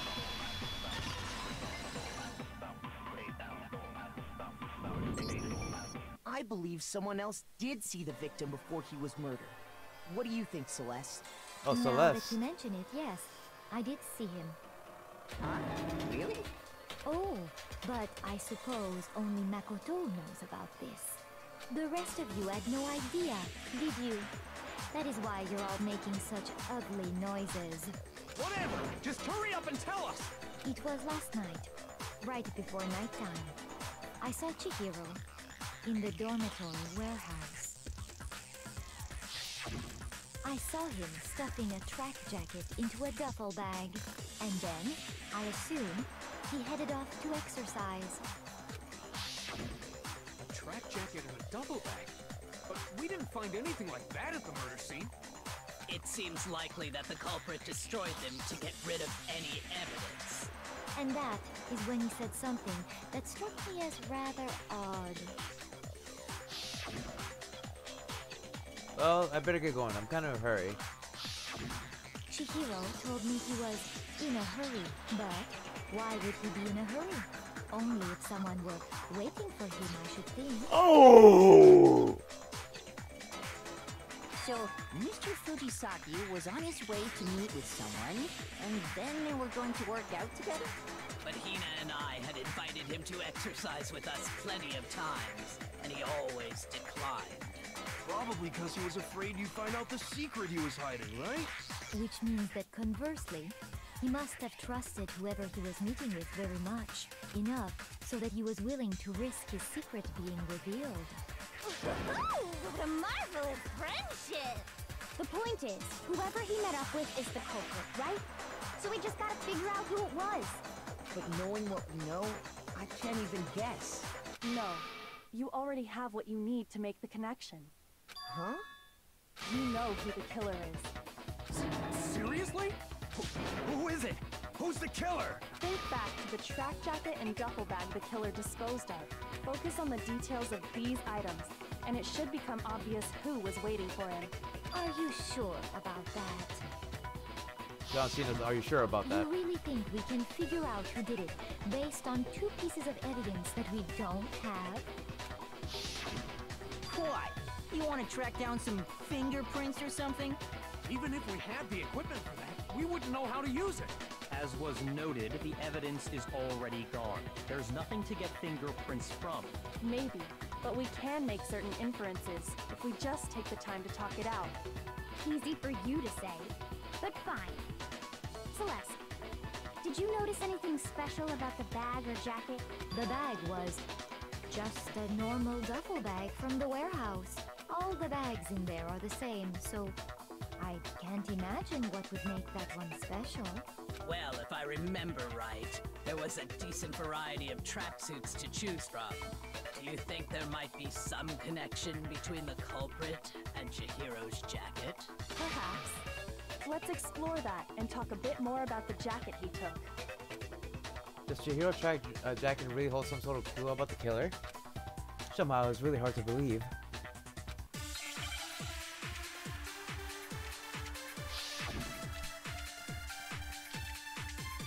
Celeste's account, or Celeste's, that's how you say it. First of all, we know where Chihiro was headed. He was on his way to go exercise. So next we have to ask, why did he choose the specific tracksuit that he did? What do you mean, the specific tracksuit? I got it! We picked that tracksuit because it matched the one the culprit was wearing. So, what you're saying is, the killer was wearing the same blue tracksuit as him? My tracksuit is black. I don't even have a tracksuit. Cause exercising sucks. Yeah. I have a white tracksuit personally.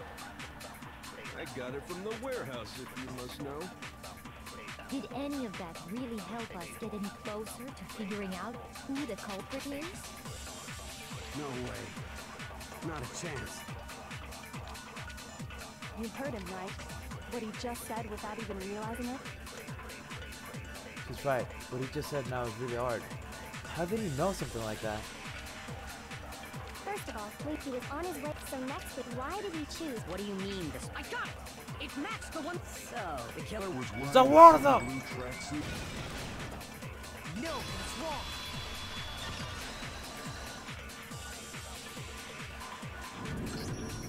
Hold on a second, Mondo. What did you just say? Huh? What'd I say? When Celeste testified a few minutes ago, she said... Ooh, he gave himself away! He just gave himself away! She never said anything about the jacket's color. He gave himself away! So why did you say Chihiro's blue tracksuit? What are you? You just... Hey, Celeste, what color was Chihiro's tracksuit? As a matter of fact, it was blue. He gave himself away! And before we began the trial, did you tell anyone that? The only one I told about any of this was you. Then, Mondo, how did you know what color Chihiro's tracksuit was? Because I'm sure he saw the clothes at some point in the investigation. No, that can't be it. The bag and clothes were surely disposed of by the time we began our investigation. Then the only reason he could have known what color the tracksuit was is if he saw Cherry with it before he died! That's the only possibility! Are you talking about Chihiro? So, how about it? Did you see the tracksuit or didn't you? Look at her tongue twist. Just by chance. I just happened to see it last night. He walked past me, and he was carrying the tracksuit in his hands. No, that can't be it either. According to Celeste's testimony, She stuffed the jacket into her bag in a hurry. It was almost like she was trying to hide it. And just like that, she was gone. when Celeste noticed it, Chihiro made a point of making sure the jacket was completely in the bag. If you just ran into him briefly, you couldn't possibly have seen what color the tracksuit was. It would appear you've dug your own grave. Exactly. Perhaps. But you handed him the shovel, didn't you? That's why you said what you did. Focus on the tracksuit and it'll be obvious who he met with? What a bunch of nonsense. Ah, now I understand. It was all one big bluff, wasn't it? Your true intention was to draw a slip of the tongue from the culprit. Ooh, that's smart. That's why you said you knew who did it. To put them on edge. That's right. However, Mondo was my target all along. I had my suspicions about him from the very beginning. How is he suspicious, though? But why? What made Yeah. him so suspicious? That's a good question. Why? Because I hate him. Because the way he was talking. There was a certain turning point that tipped me off. Maybe you didn't notice it, Mondo, but you tend to refer to men and women differently. You only call guys dude. For girls, it's chick. And after he was killed, you happened to refer to him as dude. Once I picked up on that, it occurred to me that Mondo knew something we didn't. You noticed such a tiny detail? Oh yeah! Because you know, when grammar, I will teach her some grammar. You know how we talked to him, the dude didn't have a chance to do something or whatever. There wasn't a comma right next to it, so he wouldn't be like, dude. Like you were like, dude. No, he said dude was something. Are you a witch? She's a witch! You're positively frightful! No, I'm not the frightful one. Not nearly as frightful as someone capable of murdering a friend. Ooh! Mondo, was it really you? Did you really kill Chihiro? I didn't kill anyone! You've been all over me, judging everything I say, putting words in my mouth. What gives you the right to treat me like a goddamn criminal? Yeah, he would never do something like that. This is a false accusation. It's true. My reasoning on that is pretty shaky. That was fast. Well, this does present us with a problem. It seems we are all out of leads. My time has nearly come. That's what my little ghost friend is telling me. Oh yeah, that reminds me. Hifumi, weren't you telling me you'd found some evidence? Really?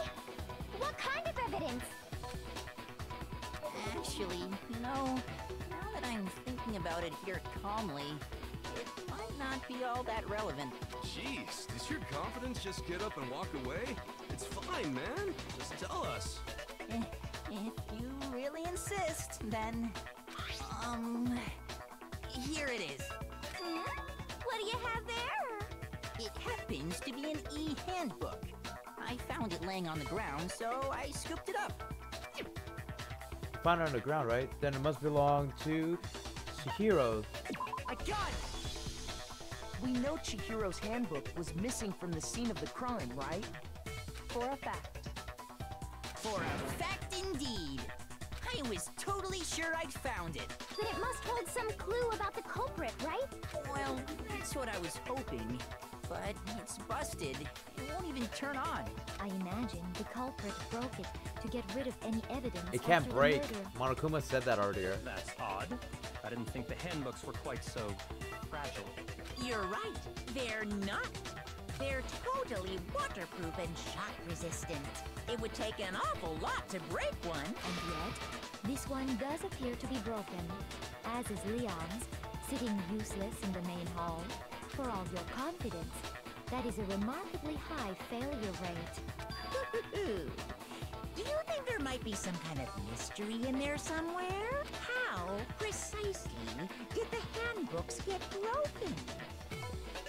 How did Havoc break it? There's only one person. By hacking it, by exploding it, by hitting its weak point. I got it! You already told us before that the handbook has one weak point, didn't you? Yeah! You remember that? Sure, maybe I let that slip. But I never told anyone what the weak point actually was. But if the handbook is supposed to never break, and two of them broke in quick succession, then we can only assume that someone's figured out its weakness. You know what the weakness is, right, Monokuma? So, what is it? You're asking me? I think it's a necessary piece of information if you want this to be a fair trial. But if I tell you, and someone else decides to copy it, that would be very not good. Just tell us already. Why would we want to break our own handbooks? Oh well, I have a weakness for pushy demands. But you're sure you won't follow their example? Then allow me to make a special announcement. The weak point of my cutting-edge e-handbook is... when it's exposed to high temperatures for too long, it will suffer a meltdown and totally break! I flippin' knew it! You knew it? Yeah, because I found the handbook laying on the floor of the sauna. The temperature in the sauna can reach over 200 degrees. Strange how you don't get burnt, huh? It's because as your sweat evaporates, it creates a cooling layer of air around your skin. If the hot air of the sauna were somehow pushed directly onto your skin, you'd definitely get fried. That layer of air would get blown away. That's why you may feel a burning when you move around. So when you're in a sauna, make sure to keep nice and still. Interesting. I learned one new fact today.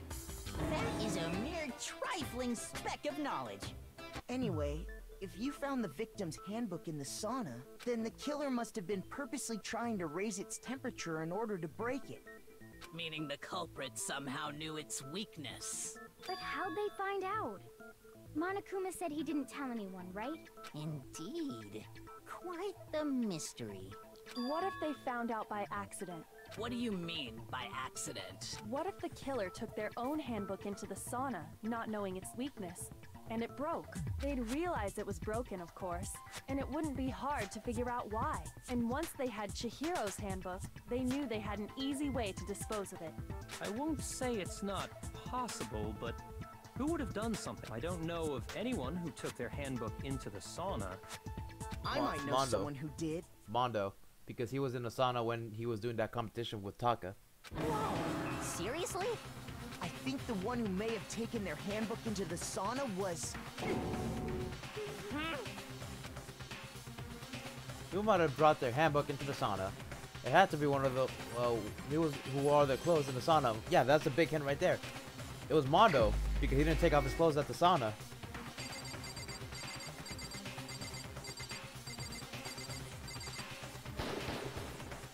Here's my answer. Mondo, your handbook got broken in the sauna, didn't it? What? Why? Why do you keep accusing him? Mondo and Taka had an endurance contest in the sauna not too long ago, remember? And for the contest, Mondo just so happened to keep his school uniform on.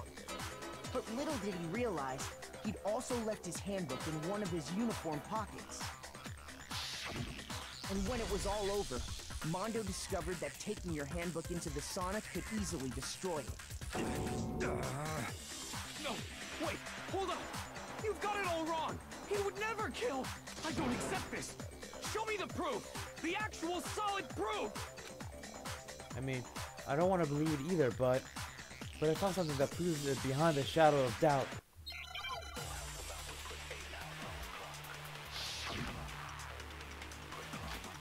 Broken handbook to Heroes in Handbook card reader. Let's test Makoto's assertion. If what he says is correct, then Mondo, you broke your own handbook. Interesting, that would definitely prove it. In other words, if Mondo's handbook is actually broken, then that proves that what Makoto said is right. Well, my goddamn handbook works just fine. Then show us. See? Look! Makoto was wrong after all! No, that's why that is some friend you are.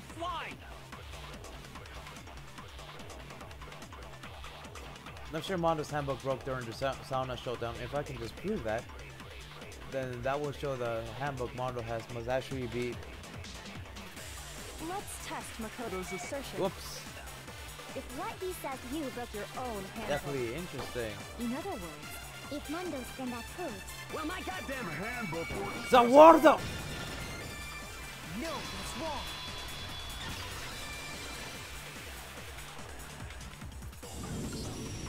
Mondo, the handbook you have right now, is it really yours? The fuck is that supposed to mean? Then turn it on and show us. The broken handbook that was in the main hall, isn't that one actually yours? What the heck are you talking about? What I mean is, I think Mondo swapped his handbook out for one that actually works. I think he took Leon's handbook and replaced it with his own. After all, Monokuma said himself that Leon's handbook never should have broken. That's right! The punishment it suffered wasn't nearly enough to destroy it. so then, the broken handbook in the main hall is actually Mondo's, which would mean that the handbook Mondo has right now is actually Leon's. But doesn't that violate the school regulation that says loaning out your handbook is prohibited? But he's borrowing it, technically. Well, here's how I look at it. There is a rule about loaning your handbook to another student, but if they're dead, they're not a student. It's kind of a gray area, I admit. But no worries. If anything, it just makes things more interesting. As such, I decree that exchanging handbooks with a corpse is not a violation of the rules. Okay. Well, Mondo, if I'm wrong about this, you're welcome to say so. I'm happy to admit I made a mistake, but... Son of a bitch! What's wrong, bro? Come on! Tell him he's wrong! You are wrong! You have to be wrong! Everything you just said is wrong! You made it all up! Now, why would we do that? Okay, then why don't we look back on this case one more time, from the beginning? That way, everything will become clear, and we'll all see if I was right or wrong. Time for some climax reasoning. Okay. And this...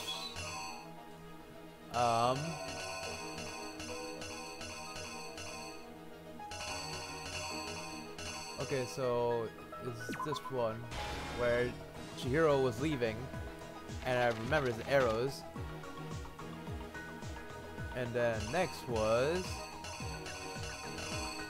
the e-handbook is the card reader, and Chihiro was then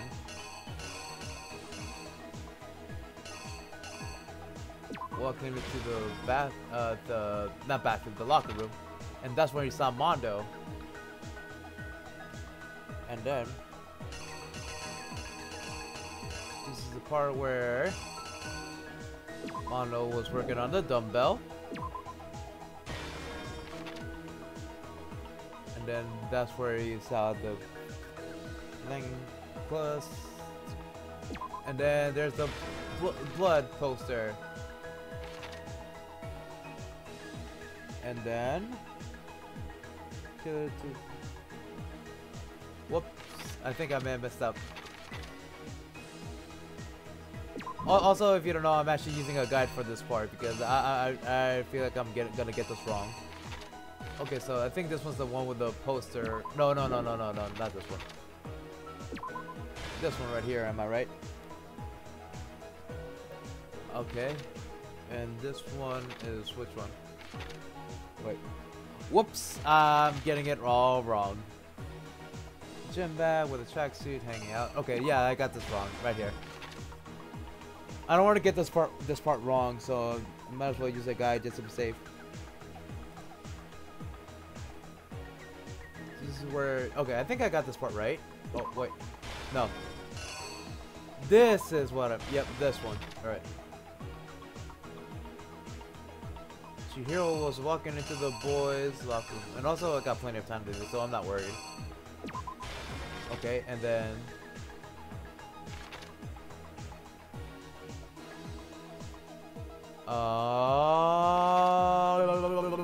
let's see. Killer working out with his dumbbell.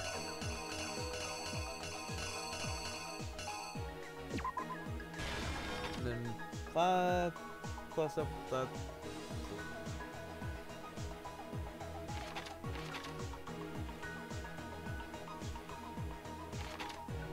Killer taking out the poster. Wait, whoa! There was one where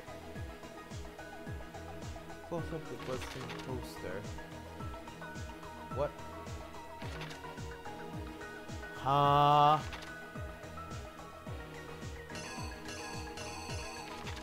Wait, but this is what? Okay, so I know for the fact this is right, but how?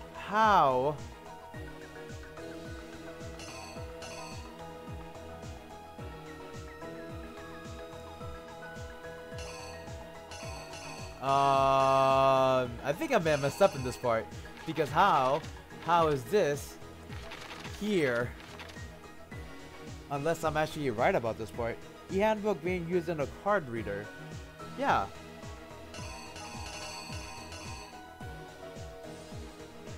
And then 4 killer working out with his dumbbell.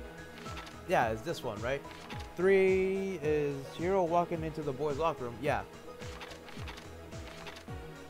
Alright, you know what? Oh, wait. Switched around the carpet with something else. Okay, so I'm just gonna keep going and I might get this one wrong. Wow. Also, the song is nice. But to disguise the truth, the killer switched around the carpet as well as something else. What? What did he switch around?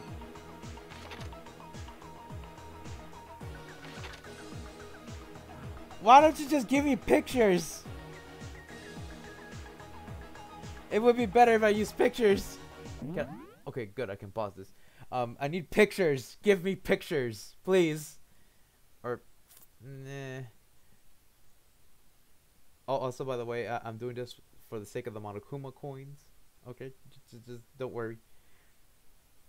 This is not for me to spoil myself. I mean, I already know what happens anyway, so it doesn't matter. Give me a second.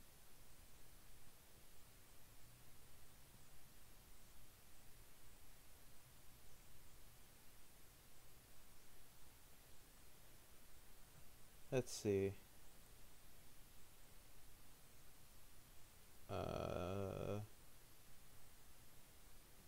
Yeah, it's closing argument, I believe.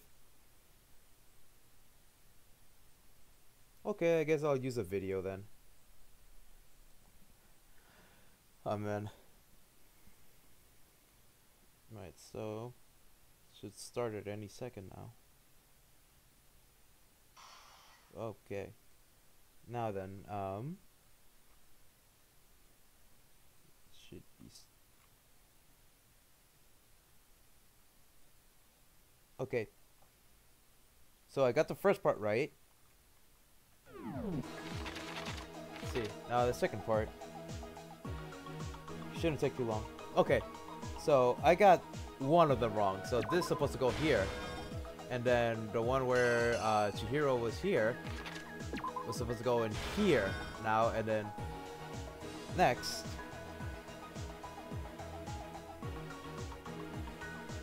is this part right here.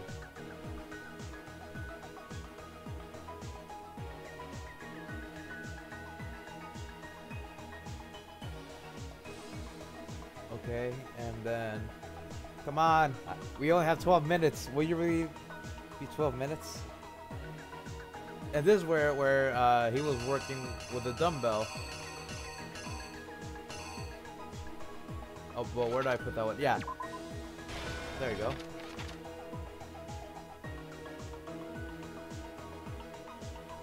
And this is the part with a poster on it. Whoops.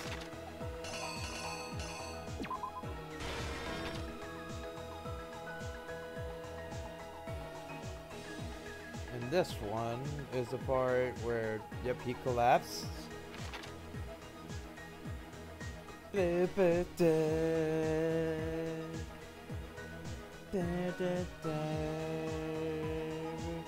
Alright, and this one will be this one right here, and this one will be, whoops, right here.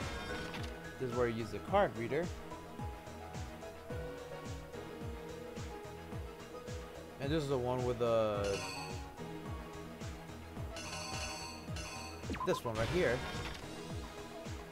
And those made it look like he was doing that, and this is where Byakuya discovered about the thing.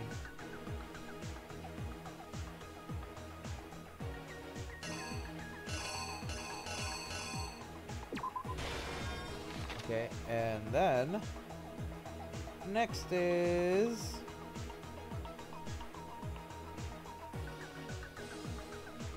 this.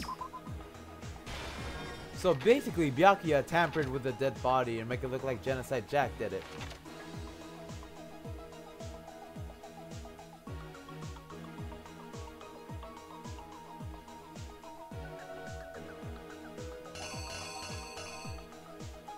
This goes here.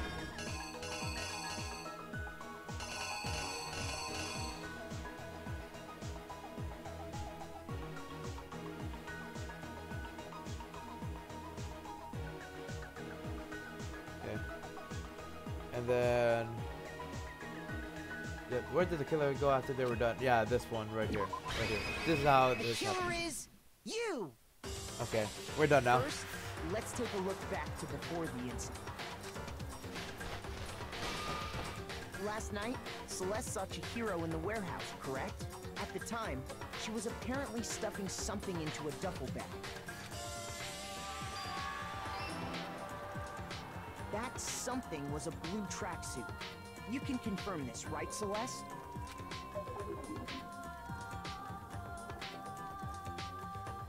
With bag in hand, Chihiro headed out, even though it was officially nighttime.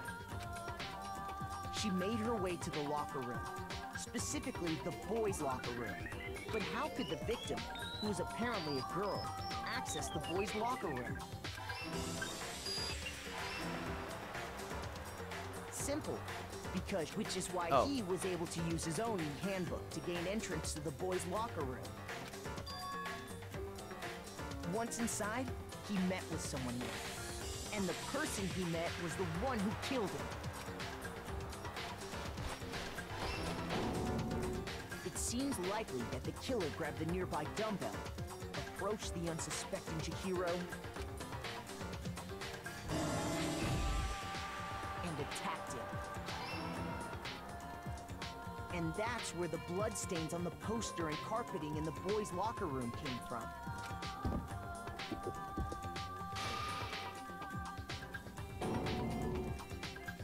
It was likely in the heat of the moment.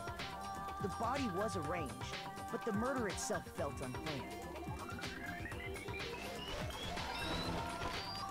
Which is why the killer hurried to try and hide the act.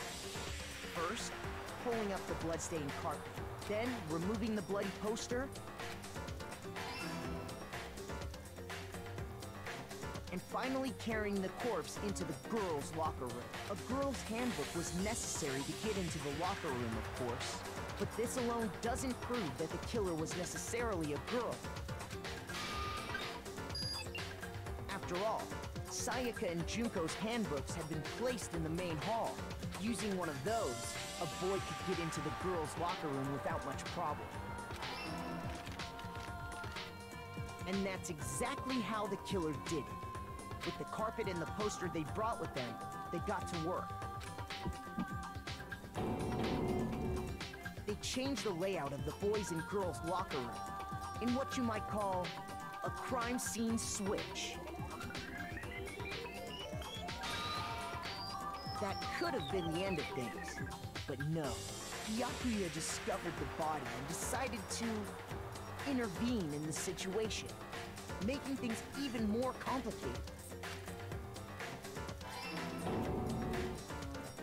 So, after stumbling on the crime scene, he went and grabbed the extension cord from the library, and then he got to work. He used the cord to string up Chihiro's lifeless body.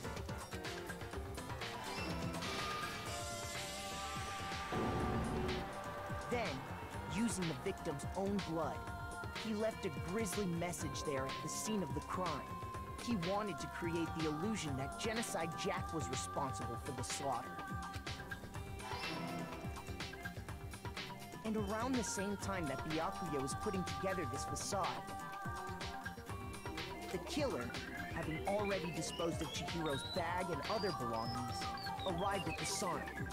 There, they planned to destroy the last piece of evidence, Chihiro's handbook.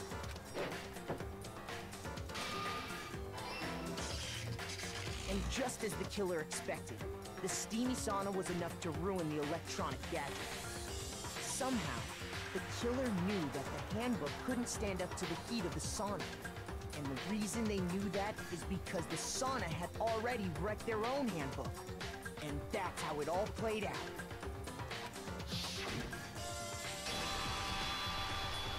Isn't that right, Mondo Arata?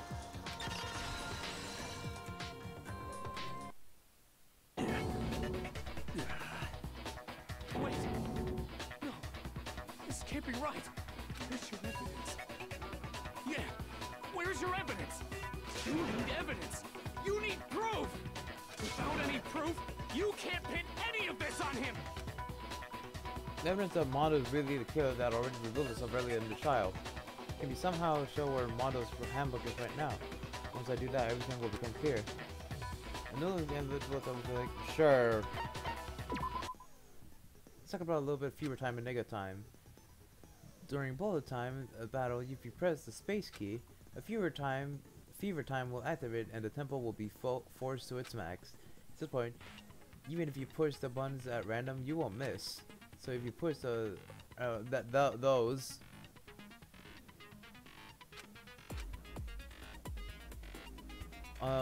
and then last longer to focus gauge. Of course, it wouldn't be fair if you got the access space time, right? So we also prepared something called nega time. The opponent can use. The opponent can activate nega time during your bullet time. Your tempo marker will disappear, making it quite a bit tough to hit the buttons of rhythm. If you were to activate fever time at this point, no, never mind. I'm sure nothing would happen. I don't know what I was worried about. Surprisingly, reaction difficulty is set to gentle. The opponent won't use nega time.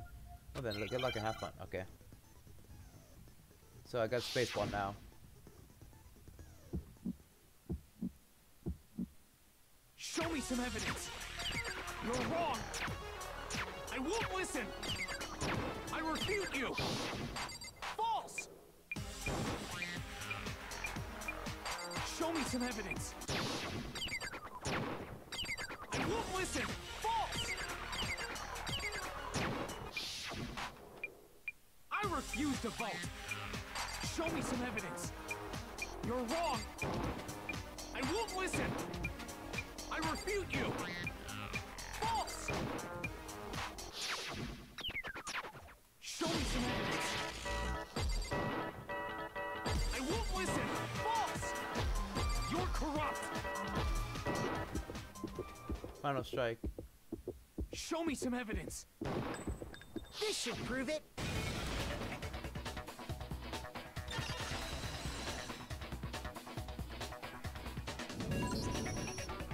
That was so focused there. Is right, Mondo must have replaced his broken handbook with Leon's. In which case, we can just check each of our handbooks right now. Once we do that, we'll... We don't gotta do that. Huh? Yeah. I did it. I killed him.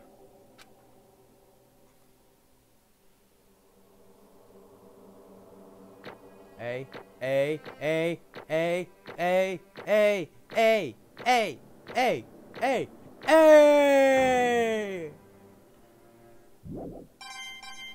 I got 95? Okay.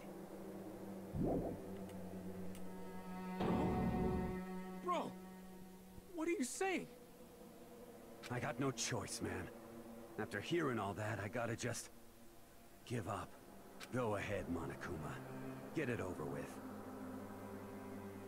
Ask for the goddamn verdict. Roger that. Wait! Hold on! No waiting, no holding on. Time for the moment we've all been waiting for. Grab your lever and give it a yank! Who will you elect as the Blackened this time around? Will you make the right choice or the dreadfully wrong one? What's it gonna be? What's it gonna be?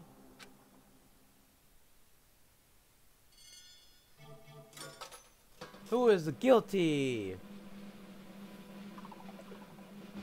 Mondo! Woohoo! Yeah! Guilty! Guilty! Guilty! Woo!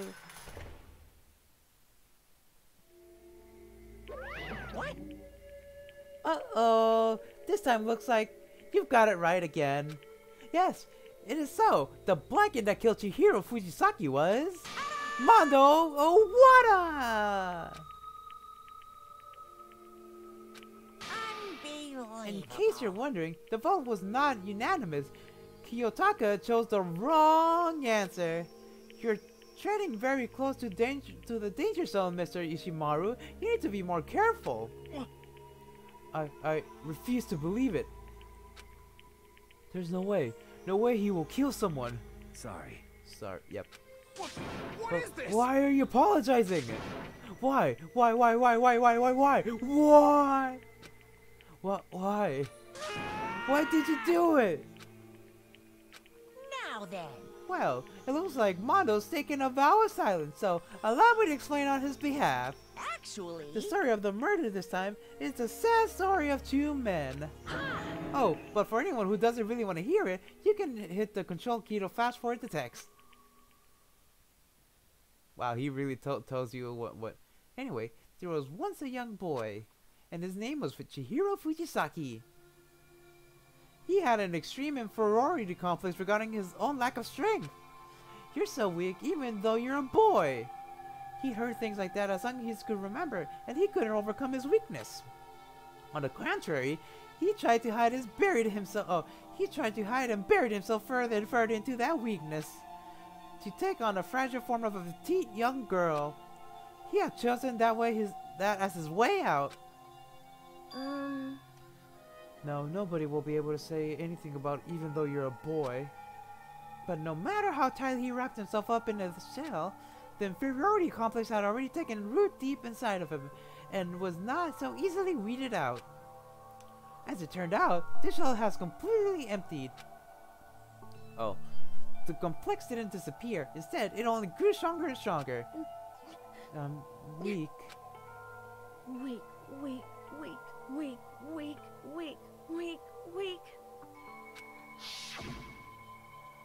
Once the killing game had begun, here at the school, he had no choice but to accept this fact.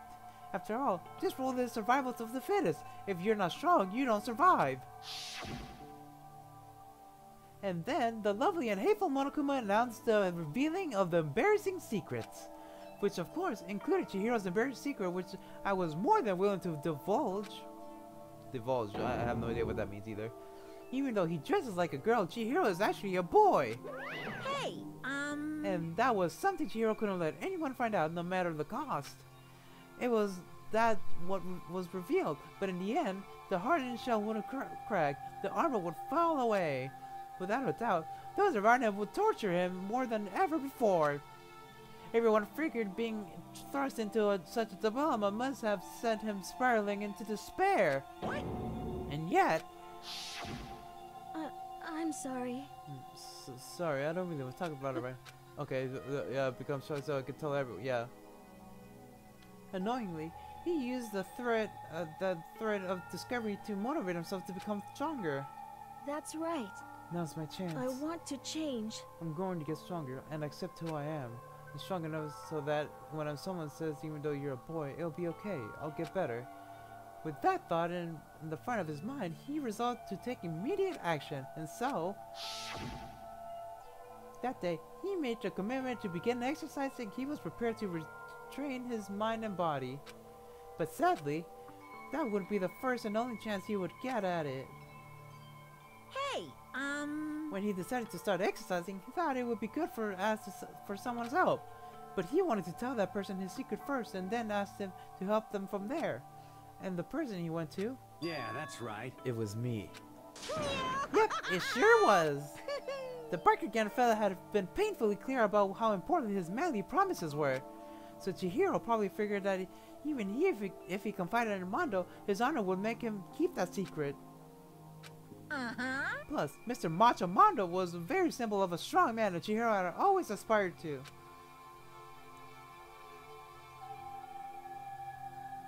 Maybe talking to Mondo about it will help me give me some courage.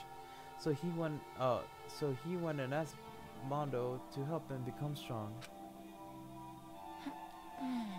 That was his aspiration, and he thought that only with Mondo's support would he ever be able to come that close to that. Correct. So then, that must be why Mondo did what he did, to keep the promise he made to Chihiro. Huh? That's what he did? You mean, that's why Mondo carried Chihiro from the boys' locker room to the girls' locker room? Indeed. Yes, that's exactly what I mean. Wasn't that to cover what he'd done? Certainly. That could have been part of it, but I don't think it was the main reason. The real purpose was to keep the promise between men he made to Chihiro. But how does that moving the body keep a secret? Because if everyone knew he had been killed in the boys' locker room, then everyone would have been arguing about how she got into the boys' locker room, right? Once that started up, at least a few of us would have immediately begun to suspect his identity, so he tried to protect Chihiro's secret by putting him in the girls' locker room and stealing his handbook, see? Then Mondo did all that he to keep his promise he had made to Chihiro, who he had also killed. Why would he do that? The more I hear you talk, the more I don't understand. I mean, you guys trusted each other, right? So why did you? Because no matter what, I didn't want anyone to know. I knew it. So that's what it triggered it after all. The possibility of having your embarrassing memories and secrets exposed. What is this? That's impossible. Nothing could have been that bad. Something he didn't want anyone to know, even if it meant killing someone? You're wrong! It's impossible! Don't make me repeat myself. How many times must I repeat myself? To judge of this by your own standards is the height of folly. Even if you can't comprehend it, he obviously can. That's all there is to it. Well, while we're on the subject, why don't I tell you the embarrassing memory that the secret he didn't want anyone to know?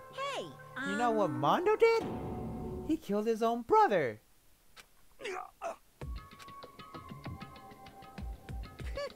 Mondo, the ultimate biker gang leader, makes all the whole hoodlums and riffraff across the country tremble. But the only reason he had the chance to join a gang in the first place was because of a certain someone. Mondo's older brother's name was Daya Owada. Mondo had nothing but respect for him. It was because of Daya that Mondo ever got on a motorcycle.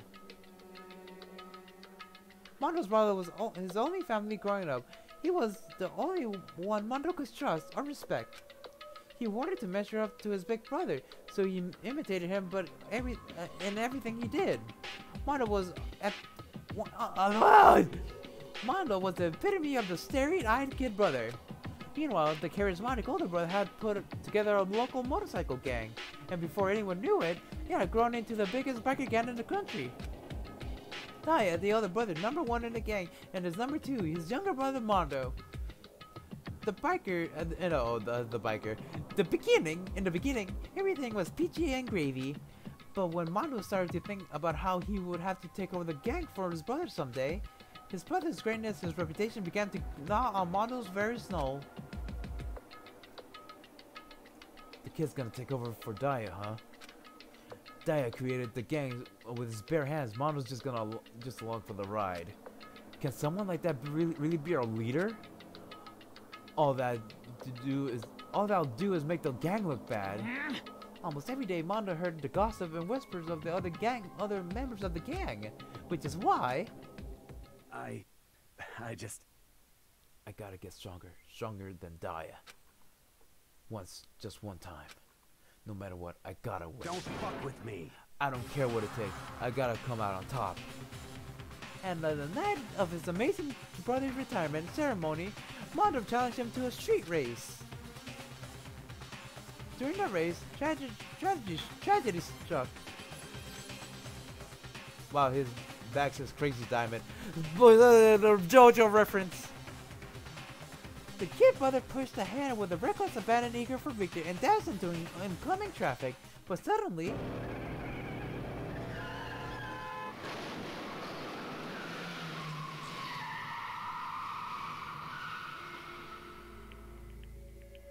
laying in his kid brother's arm, the older brother delivered his final words. My bad, kid. I fucked up. Sorry. Of course, he knew it was his brother's fault, but Daya never blamed him for what happened. Hey, kid. The rest is up to you. No matter what, you gotta keep the gang leader together. Oh, the gang together, not gang leader. Because it's a team. You and me, I put together. It's a promise between men. He decided to hide the truth of what happened from everyone else in the gang.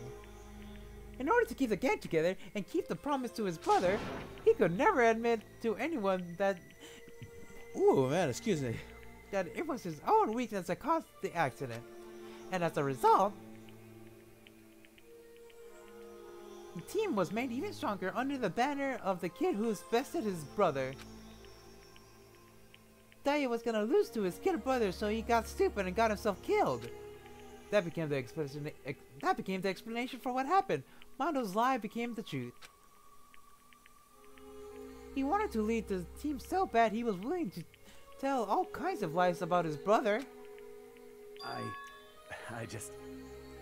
strong. Strong. And yet, as soon as our killing game began, he realized, no matter how tough he pretended to be, he was just another weakling that could die in an instant. And then the lovely and hateful Monokuma announced the revealing of embarrassing secrets. And at that point, it was clear I would have no problem shedding light on this secret. Monokuma killed his own older brother. Oh, Mono killed his own older brother. No matter what, I couldn't let the other gang members find out. If that happens, everything would have been ruined. Everything me and my brother had worked to create would have been destroyed. His death, all the guilt I've been carrying around, it would have been for nothing. So that's why Mondo. After I saw what Monokuma had on me, my head filled up with kind of fuzzy uneasiness and just started swirling around. I never felt anything like it before. I didn't know what to do about it.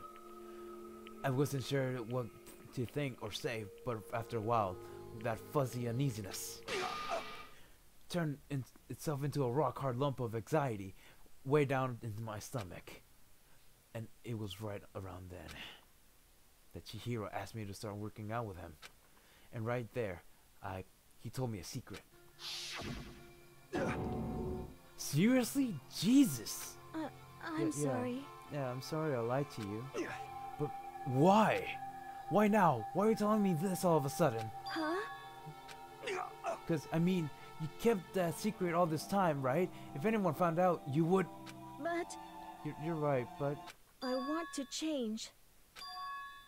I've wrapped myself in lies. I'm weak. I want to destroy that version of me forever. His words were like a knife in... His words were like a knife in my gut. I felt like he was exposing the lie I've been living myself. I have to change. I don't want to be weak anymore. You're so strong. It can't hurt you, right? Whatever secret Monokuma might tell us. You piece of... So what? You're saying I should just say it? What? You're saying if I really am, I should just be able to tell everyone my secret? Huh? I was jealous. I was jealous of Chihiro's strength. He had the strength to face his own weakness, to try to overcome it. It was the kind of strength I never had. So I was jealous of him. And that jealousy broke me. What? Are you making fun of me? I'm strong. Are you fucking with me right now? No! I'm not making fun of you. You are strong, Mondo. I feel like I could hear something starting to creak. Oh, to creak. Something inside my head. What did he want me to do? What was I supposed to do? Was I supposed to just sit back and let my secret get revealed and ruin everything? What's wrong? Damn you! Why did you have to tell me all that? Are you trying to rub my failure in my face? I just wanted to... No, I just really admire you. I admired your strength. Yeah, that's right. That's right. I am strong. I'm strong. I'm strong. Strong, strong, strong, strong, strong, strong, strong. Stronger than you. You son of a bitch. And stronger than Daya. I don't remember anything after that. When I woke up again, he was laying at my feet covered in blood. And I had a dumbbell in my hand, and I was just staring at him down on the ground. Hey! I killed him. I killed Chihiro. Even after all this time, I'm still just as weak as I've always been. And thanks to that, I did something I can never take back. Mondo, he was normally so aggressive, so angry. He hid that weakness. He hid that weak side from everyone. That was his secret, and weakness that lived in his heart like his. And it turned him cold-blooded. God damn it! Look at him. You see, you're all just like him. For a secret from the past, for a memory. For that, he killed another living human in cold blood. He couldn't cut free of his regrets from the outside world. He doesn't know what true strength is. Do you see hope anywhere in there? Cause I'm sure don't. You bastard. Just shut up, you son of a bitch. Go ahead and say it again. I dare you. Yep. Okay, I'll say it as many times as I want. It's what I want to say, but unfortunately I can't do that right now because it's time for the punishing. It's fast approaching. Punishing? It can't be. You mean execution? That's what I promised you, right? The blacken that disturbs the peace will be punished. Ridiculous. But hold on. Now then, I prepared a very special punishment. For Mono Owada, the ultimate biker gang leader. No, wait. Let's give it everything we've got. It's punishment time! I said wait! Sorry, man. I couldn't keep the promise we made. From one man to another.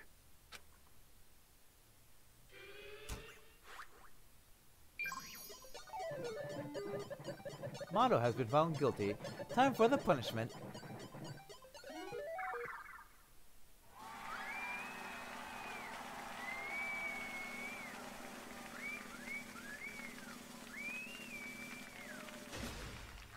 Oh.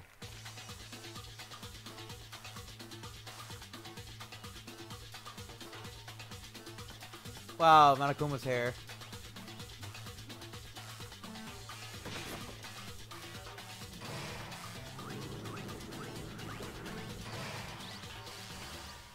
The Cage of Death.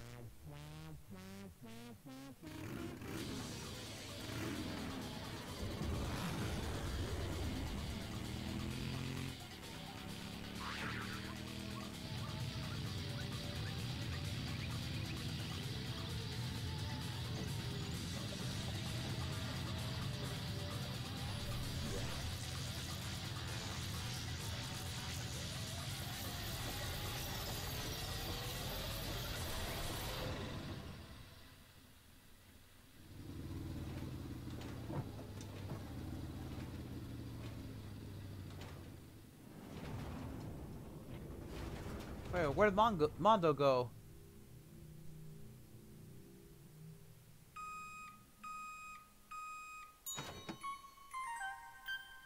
Mondo butter. Wow, 2 times the fat. And he got pancakes too. I want some Mondo butter.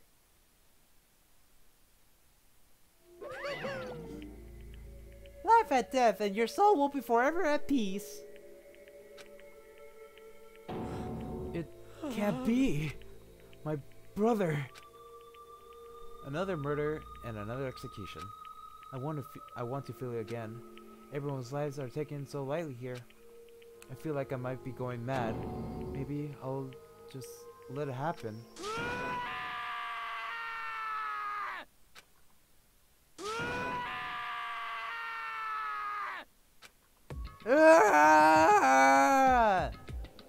As Taka's sad screams invaded our skulls, we were each forced to realize once again. But of course he had to. What a disappointment. This is the end of the game. But Byakuya? What is this? You're completely insane, you know that? A game? One of our friends is dead. Do you realize that? Naturally. Of course I do, because this game is life or death. Hey. I don't have anything to say to you. I don't have a response except that. However, I just don't understand why. Why do you go out of your way to disguise Mondo's crime? What? Why? Isn't it obvious? Because it made things more interesting. His voice was calm, emotionless, like a voice of death. It chilled me to the bone. Last night, when the murder took place, I was in the library as usual. Honestly. So, you ignored the nighttime rule too? The rule never mattered to me. I don't recall agreeing to it. There is nothing to be done. Well, I don't particularly care. Please continue. The night grew late, and I decided to return to my room which is when I stumbled upon him. I spotted Mondo coming out of the girls' locker room. After he's gone, I looked inside and saw the corpse. What? You mean you actually witnessed a murder? He was such a fool. He didn't even have the slightest idea that I'd seen him. Well... So, you're saying that you know who the culprit was from the very beginning? That's right. Indeed. But if that had been the end of it, how boring would that have been? I mean, what a waste of time to have an answer revealed right at the beginning. Which is why I decided to lend a little helping hand. I thought it would liven things up. You did all that to liven things up? I see. So after hearing about Genocide Jack from Toko, you decided to use that to create a fake murder scene? But damn, man. If we haven't figured out who'd really done it, you would have been dead too, right? Well, obviously I would have revealed the truth before it reached that point. Of course. Byakuya turned and looked at me in the eye.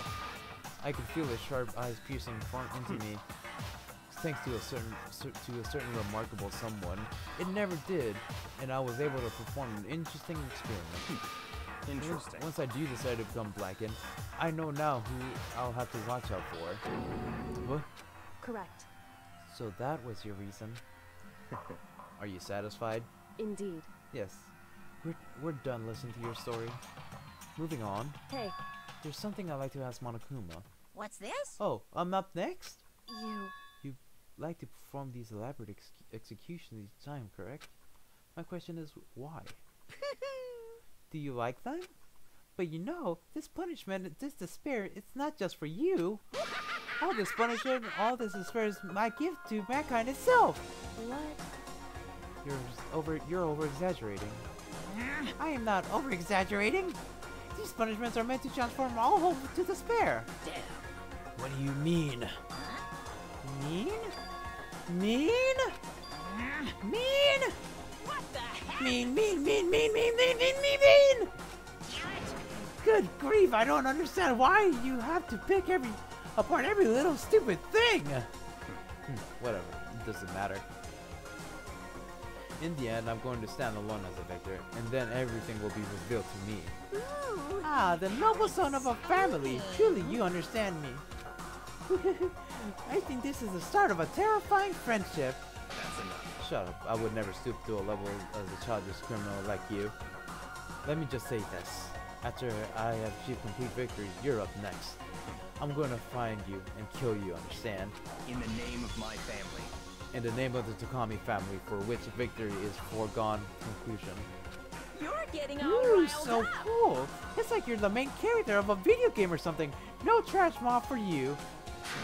I swear, whatever it takes, I will kill you. Temper, temper. Sounds like someone needs a nap.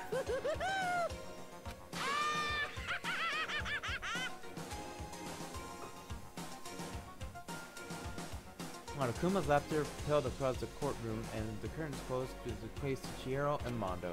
But I knew that wasn't the end. The killing game would still continue, because the mastermind wouldn't let it end. For those of us who were still alive, our worst fear and despair kept on multiplying. It was the kind of despair that felt like a blind puppy in hell had more of a future than us. Of course, and all of our— oh, I thought I said of course. Oof, excuse me. All of our courage, our effort, our friendship, it felt like it amounted to nothing at all. It was the worst kind of despair.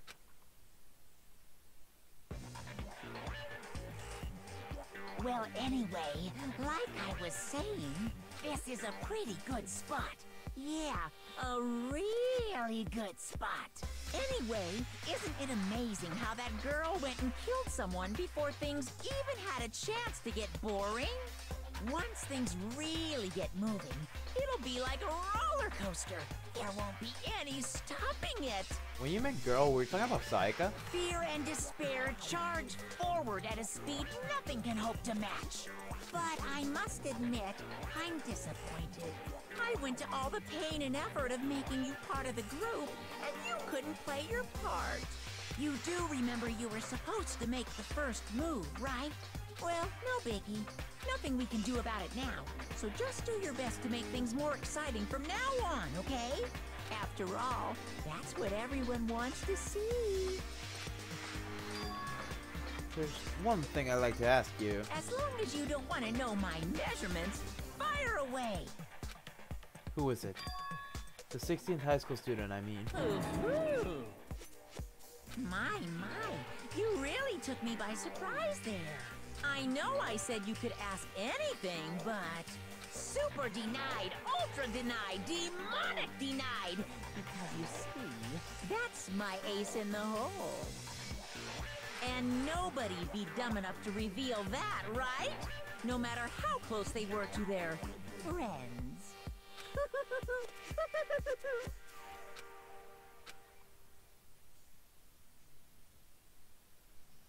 Chapter 2, Boy's Life of Despair. End. 10 more.